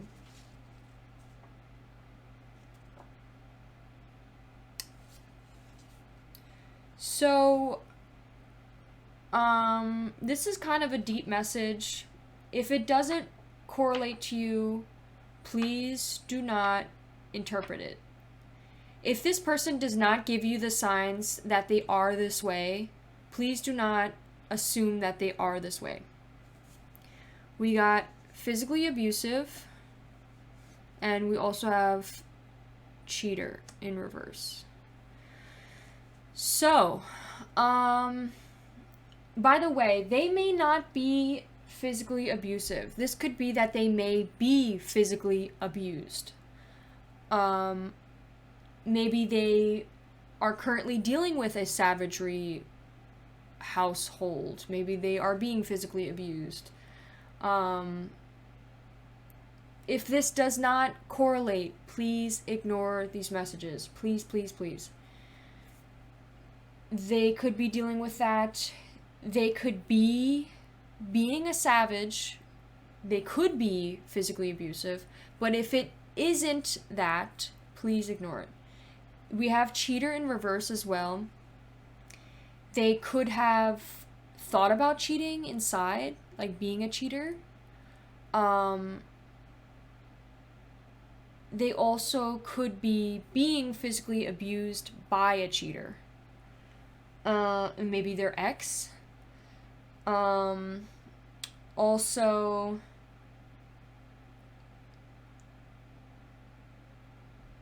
maybe they thought about cheating deep down, like inside of them. Yeah, so, okay. Let's see what the emotions are. What are the emotions in this connection? 1, I just saw gossiping. 2, let's shuffle these cards actually.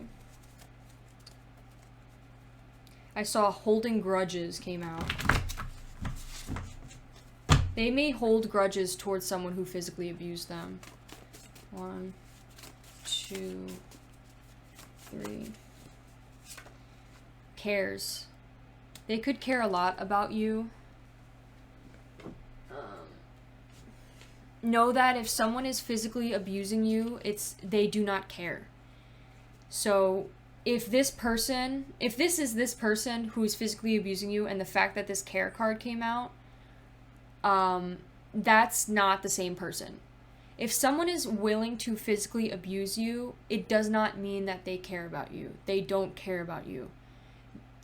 The fact that they go out of their way to physically hurt you is they do not respect you. They do not care about you. They see you as a possession, an object, something they own. That is not love. That is control. So let's keep that clear. But like I said, this could be they are dealing with someone who's physically abusive, and that's on their own. They're dealing with that at home or something, and maybe whenever they see you, maybe they care about you. Maybe they care about you, and that's something on this, that they're also dealing with. That has no correlation to this, that's just something they may deal with at home. Or, with someone else or something. We have pilot. Maybe they are a pilot. Let's pull one more. They don't, actually, no, let's not pull one more. They do not have to be a pilot. They may be a pilot. They could also be someone who used to be a pilot. 1, let's shuffle these. Actually, I didn't shuffle that deck before I pulled it, so let me do that again, actually. Just because I didn't shuffle it, and I feel like it may not be pertaining. I just saw dad. Their dad could be physically abusive, I just thought. Okay. Yeah, dad keeps coming out, so let's see. 1, who are they? Maybe a job, they maybe 1, 2, 3. Acquaintance. Maybe someone you don't really know too well right now. They're just an acquaintance. Alright. Let's see. What would they like to communicate to 3. Listens to others' opinions does not mean you have to take them. Maybe they constantly take other people's opinions and constantly listen to what other people have to say, and they always, you know, make the decisions based on what other people think. We also have, will allow yourself to be heard. Speak up for yourself. Maybe this person really needs to speak up and say that they're being physically abused. Like, maybe they don't, you know, they don't tell people. They kind of just don't say anything. Okay. They need to allow themselves to be heard. They need to speak up. They need to tell people what's going on. If that's what's going on. Okay. So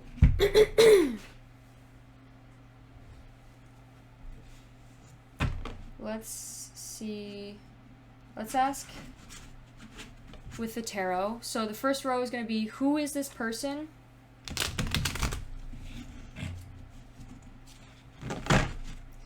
Who is this person? 1.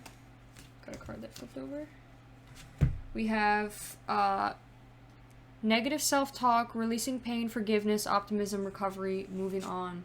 Wow. So definitely I think this person is trying to forgive someone who may have or used to be physically abusive, or maybe is still being physically abusive. Because we do have the speak up card, and it may be, they may not be still being abused. It could be that they are still dealing with the pain of it and still beating themselves up, and they may try to they're trying to find a way to release the pain, release the baggage, find forgiveness for themselves as well as the person who may have hurt them, being more optimistic in life and moving on and recovering from this pain. And maybe one way is by speaking up and talking to your friends. They need to talk to their friends about it. They may come to you to talk about it, honestly. 1, 2. What other card to help us understand who this person is? 2, 3. We have 2 of Cups. They may be a Cancer. We have unified love, partnership, mutual attraction, proposal, marriage, and connection. I think you may be mutually attracted to each other. I think you may see a partnership, a possible connection with this person. They may see you as someone who is marriage material. You may see them as marriage material, or someone you may want to propose to, or feel very connected to this person. The 2 of Cups is a very beautiful card, so so the next row is going to be, how do they see you? Like, what do they think about you? 2, 3. We have King of Cups. They could see you as the King of Cups. They could see you as someone who's emotionally balanced, compassionate, diplomatic, controlled, balanced, supportive leader, tolerance, have a good amount of tolerance, and empathetic. Someone who's very caring, someone who's very emotionally mature, as well as someone who knows when the line has been crossed and where to take respect, and also communicate your boundaries. Okay, next card. We have possible Libra. We have Libra, Pisces. We have 2 Libras here, so someone could definitely be Libra. We also have Pisces, Aquarius. So this person, so how do they see you? They may see you as someone who rests a lot, very relaxed, very contemplative. Like, maybe you contemplate a lot of things. Maybe they see you as someone who meditates. Maybe they see you recuperating right now, retreating, renewal, like renewing yourself. Maybe you withdrawn a bit to rest and take time to sleep and recuperate. What do they want the day of Christmas? Like, Christmas night? What do they want Christmas night? 2. Like, what are they hoping for on Christmas Day? 2, 3.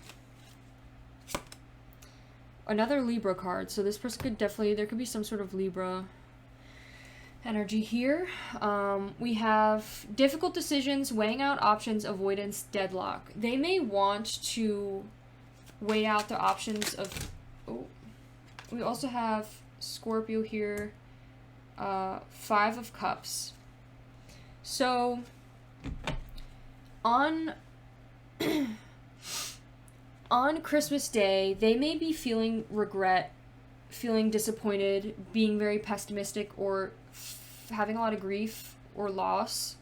That could definitely be because of, like, this could be family related. This pain could be from their family, and maybe because, you know, that's usually you spend Christmas time with your family. They could be struggling a lot with that, and that could be, you know, bringing back up past pain, past trauma. We have Scorpio here, maybe something specific with Scorpio. Scorpio also just talks about transformation, so, but they could be definitely feeling stuck or feeling deadlocked, weighing out their options, needing to make a decision or wanting to make a decision. They may be avoiding coming to you, wanting to talk to you, wanting to tell you that they are mutually attracted to you. It may be because they're dealing with a lot of stuff right now, and I think they do need the time in order to heal and move past this before they can enter this relationship or possible relationship with you.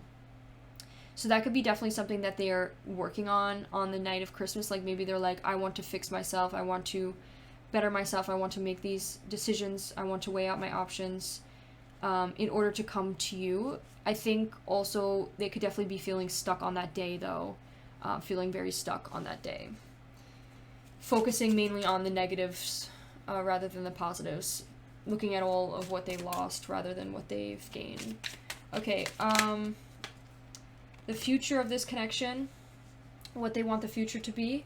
We have Ace of Cups. And 1, 2, 3. We have 2 of Wands in reverse. So, what they want is, they're having an emotional loss. Definitely they're losing something, and after Christmas, it's still going to be there. There still may have blocks creatively, but I think they're going to move towards finding self-love, finding more love for themselves, accepting themselves, loving themselves, forgiving themselves as well. You know, it's not their fault that they could have possibly been, you know, hurt, taken advantage of, disrespected, especially about, you know, from the family, especially if it's from the family, like from people that you are supposed to be treated the best by. They could also, it's definitely, I think this is self-love, moving towards self-love, loving themselves, finding more intuition, trusting, you know, trusting their gut. It also says personal goals, inner alignment, fear of the unknown, fear of change. They may still be feeling blocked creatively because they may struggle with a lot of fears, fearing of the unknown, fearing change. They may try to play it safe because they're scared of getting hurt again. But those are all things they need to work out and move within. Know that not everyone is going to hurt you. They may have a lack of plans towards coming towards you because they're so stuck and dealing with a lot of stuff right now. And they're trying to achieve personal goals as well as finding inner alignment. So that's some it's a very deep messages. So let's see what this person looks like. What does this person look like?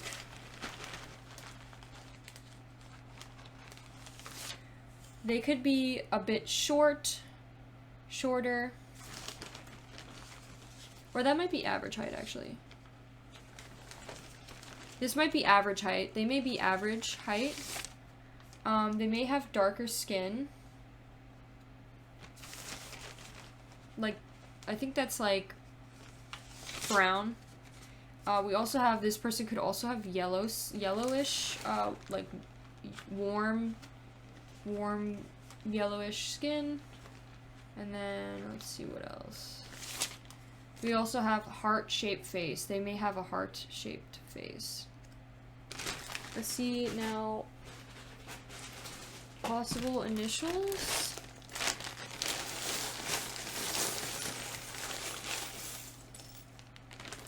We have L, P, M. This just came out, the bull. Taurus. They definitely could be a Taurus. We have O, X, K, L, 2 L's, so L could be significant. G, we have 2 G's. We have another I, no, there's the first I, J, Q, we have another G, so G is definitely significant. We have U, Q, and A.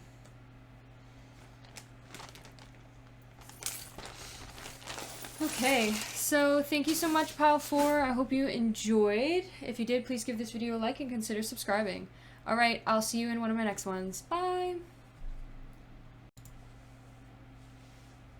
Hello, my beautiful Pile 5s. If you chose this image, this will be your reading on who wants to kiss you under the mistletoe on Christmas. So, this person, let's talk about the signs we have here. First, we have Aries in Venus in the 9th house, so that may be significant. You may want to look that up, what that can entail, what about the personality, some attributes about this person that may be significant you might want to look up. We have Virgo, and we have Cancer here. So what I am thinking is, usually if this comes in reverse, I take the negatives, the negative traits. So, and we have Hermit here, and then we have Hermit as well here. So, I think this, and then we have the Desert, which also talks about being, like, basically isolating, but it's like the positive, because it's upright, it's like the positive things of isolating, like hermiting. This person, I think, is growing. We also have growth. That's what's also making me feel like this person is growing. They're isolating themselves, reflection, turning within, growing, and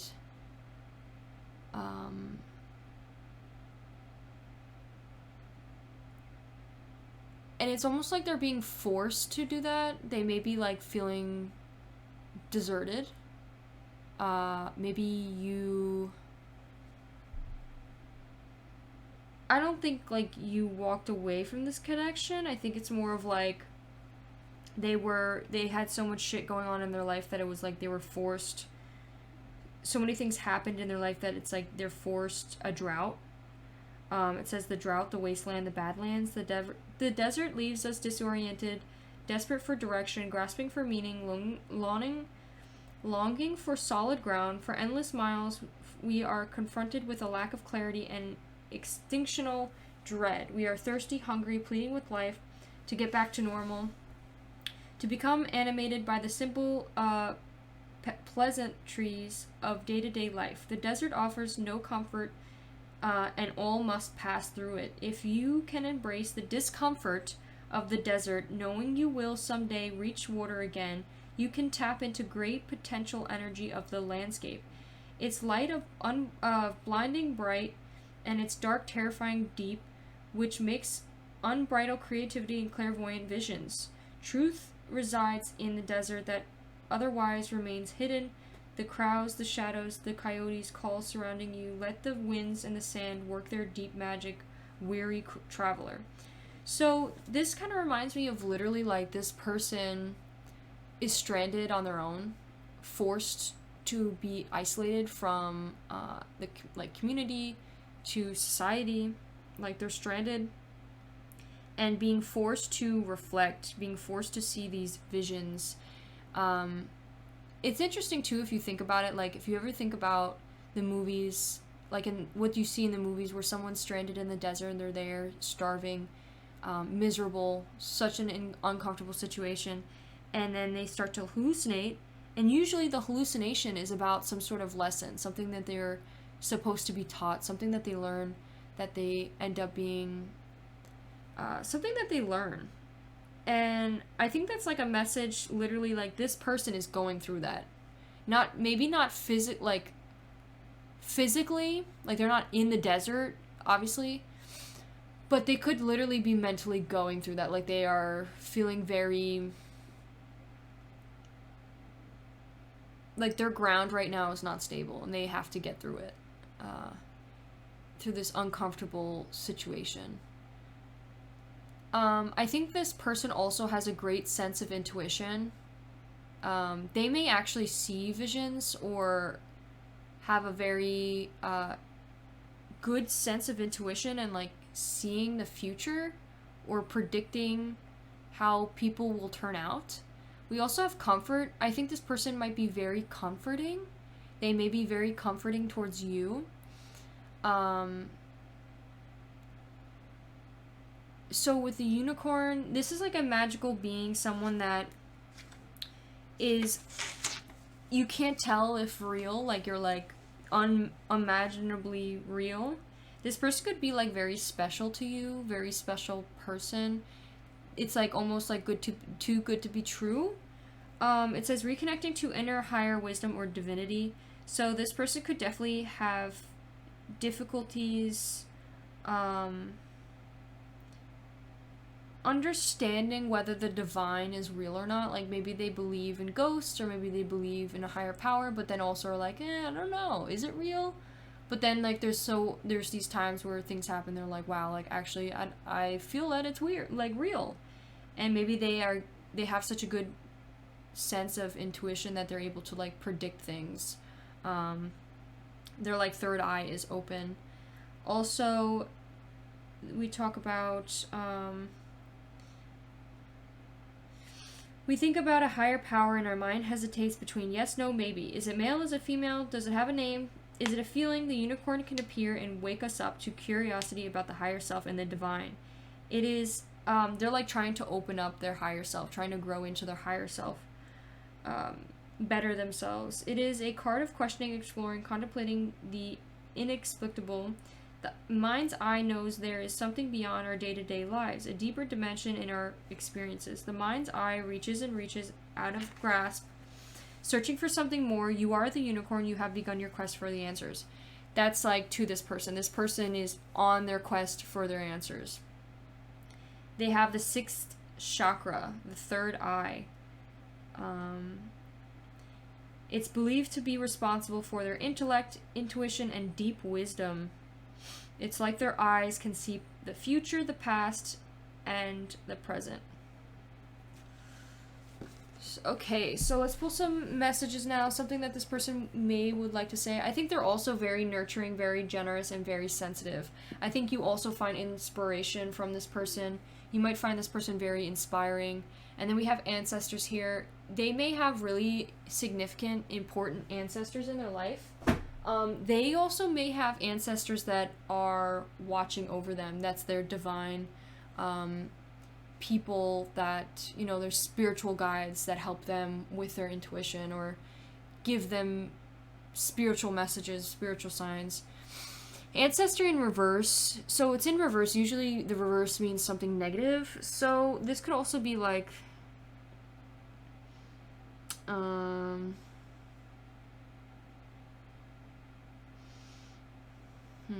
ancestors.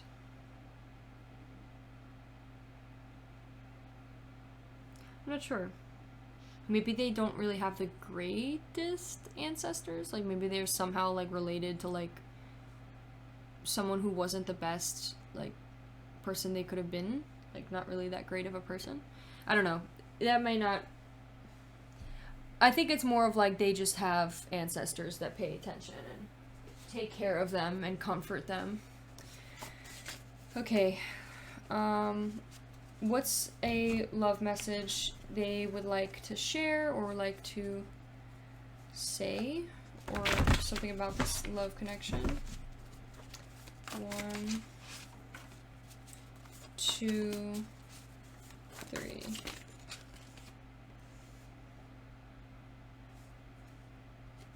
Hold on, let me reshuffle, because this is, keep getting the same fucking cards. Excuse me for my language. 1, 2, 3. We have just another lesson to be taught in reverse. So you may feel this way, or they may feel this way deep down, and maybe their ancestors may help them overcome this fear. Maybe this is a fear they have towards this connection. I'm not really sure exactly. Let's pull another one. I keep seeing will always love you. 1, 2, 3. We have cares about what you think of them. Has been DMing someone behind your back.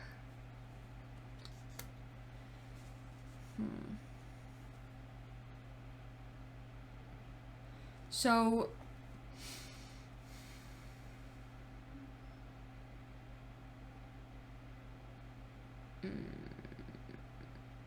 that could be a message.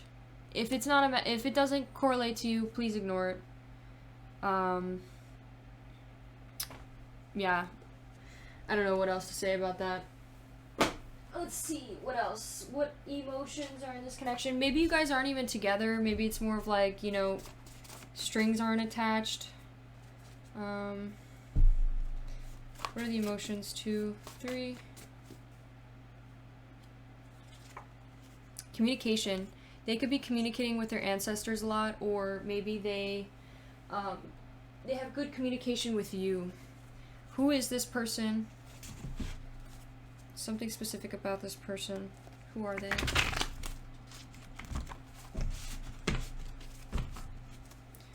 One, 2, 3. A bully. These are not good messages. What the fuck? Okay, so it may not be like they're an actual bully. They may just tease you. Maybe they like to tease you, like to like bully you. Let's see, communication. Now let's see some things that may want to be communicated. Let's shuffle them.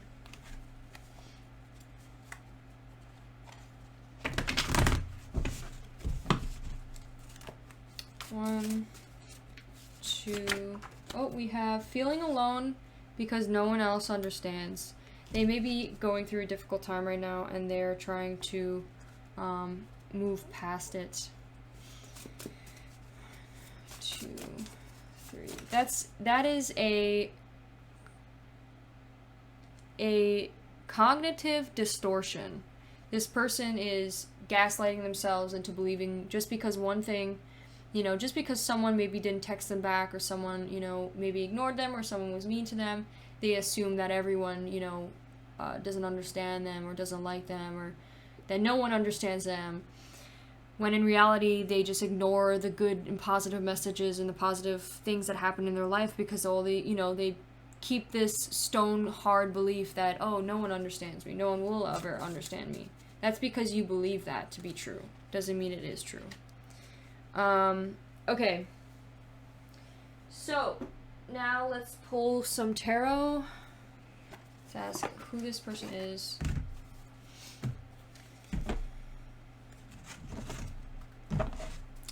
Who is this person?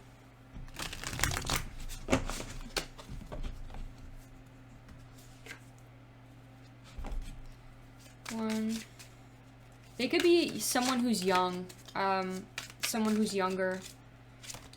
That's what I'm getting. Whoever's watching this video, you may be younger as well. Like, maybe this is a younger person. We have the Hangman in reverse. So this is who they are. Who is this? 1. They could be someone who's a little bit foolish. 2, 3. I take that back. I don't know why I thought that was the Fool card. We have the Wheel of Fortune. So this is who this person is. How do they see you? 1, 2, 3. They see you as the Empress. They see you as like a mother. No joke, like the nurturing mother.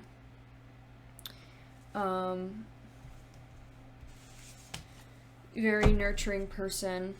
Very loving, very feminine, divine feminine. 1, 2. How else do they see you? 3.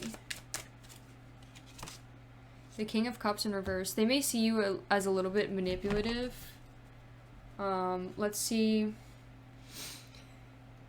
I'll go more into depth with the cards. Let me just pull some more. What do they want Christmas Day or Christmas night? Like, what are they expecting to... Ooh.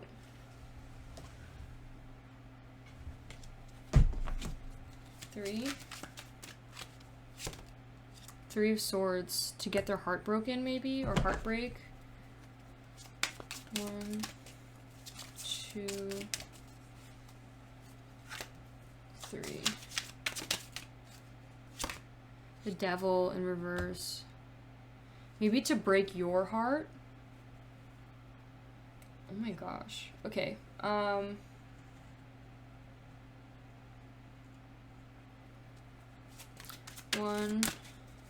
2, 3. How do they see the future of this connection after? 2 Swords. They may want to make a decision on whether to be or not to be. What else? How else do they see after? What else do they see after Christmas? 1, 2, 3.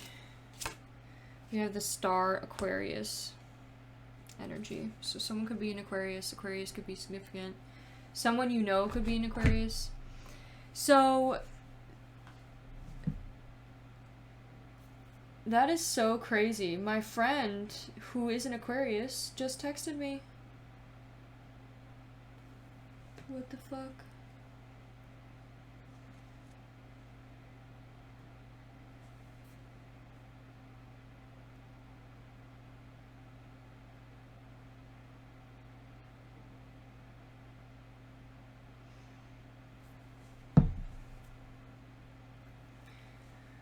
Sorry. Okay, so the Hanged Man in reverse in this deck is indecision, delays, delusion, missed opportunity. They could be someone who was a missed opportunity for you. Maybe was possible love potential, but ended up not being love potential. They could also be someone who's very indecisive. They could also be someone who was a delusion. Someone that you were like, maybe, or maybe you were like infatuated and then it turns out they weren't actually that. We also have Wheel of Fortune upright, so luck, change, karma, destiny. I think it was meant not to happen. I think it was luck on your side. I think it was change. The number 5, and you picked pile 5, is the number for change. I am literally about to see 555 too. So, yeah, 555. So that's also funny that we just saw that. So 5 could definitely be significant. So, change, karma, maybe they'll get their karma for deceiving you, or maybe, this was just meant to happen. Like, this whole situation was just meant not to work out. The Empress. So, Venus again came out. This is the Venus. It's supposed to represent Venus. We have creation, abundance, luxury, nature, and pleasure. I think they see you as someone who's a creator, someone who is very abundant, very luxury. You may have like a natural beauty to you. They could also see you someone as very like pleasurable. Like you could be someone who very pleasing to the eyes, or yeah. King of Cups in reverse. That one usually reminds me of manipulation. So they could see you as someone who's a little bit, it says intolerance, abuse, moody, and dependency. So they may see you as someone who could be a little moody. You could also be, they could be dependent on you. You could also be intolerant of them. Like maybe you kind of like can't tolerate them. You're like, whatever. I'm not going to take the abuse. I don't think that's like, there's not, I mean, we have the devil here though too. Maybe they are like,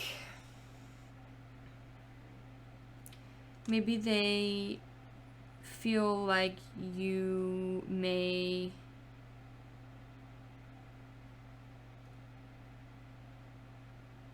maybe they like play the victim. That's what I'm thinking. Or that you hurt them. Yeah.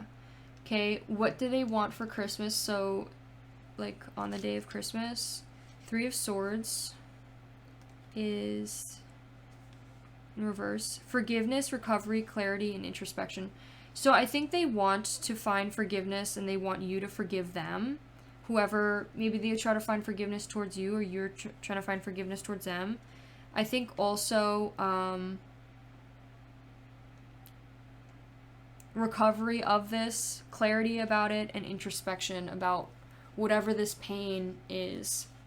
We also have the devil, and the devil represents,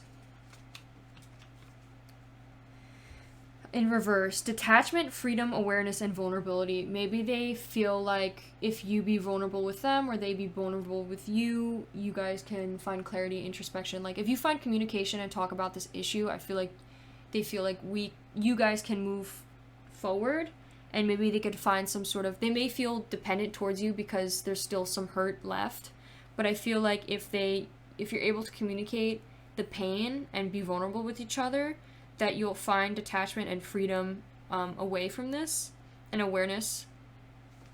I think after Christmas, they may want to,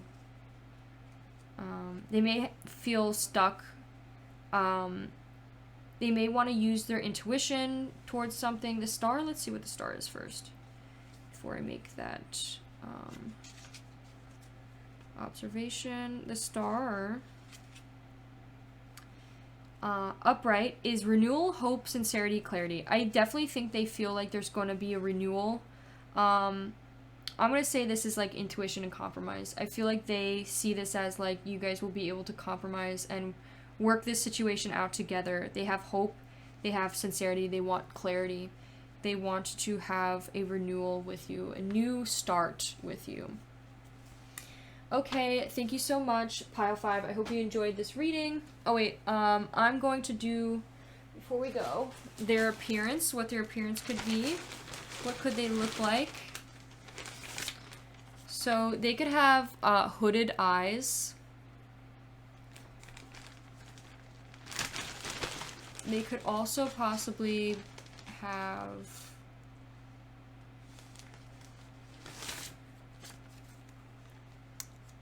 grayish eyes. They could also have a diamond-shaped face.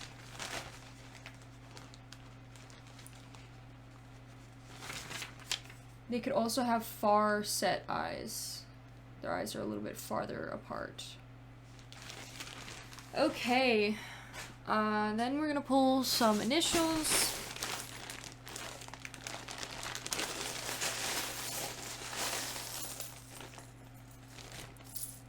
We have F, Q, S, C, M, S, S. We have a lot of S's, so S could be significant.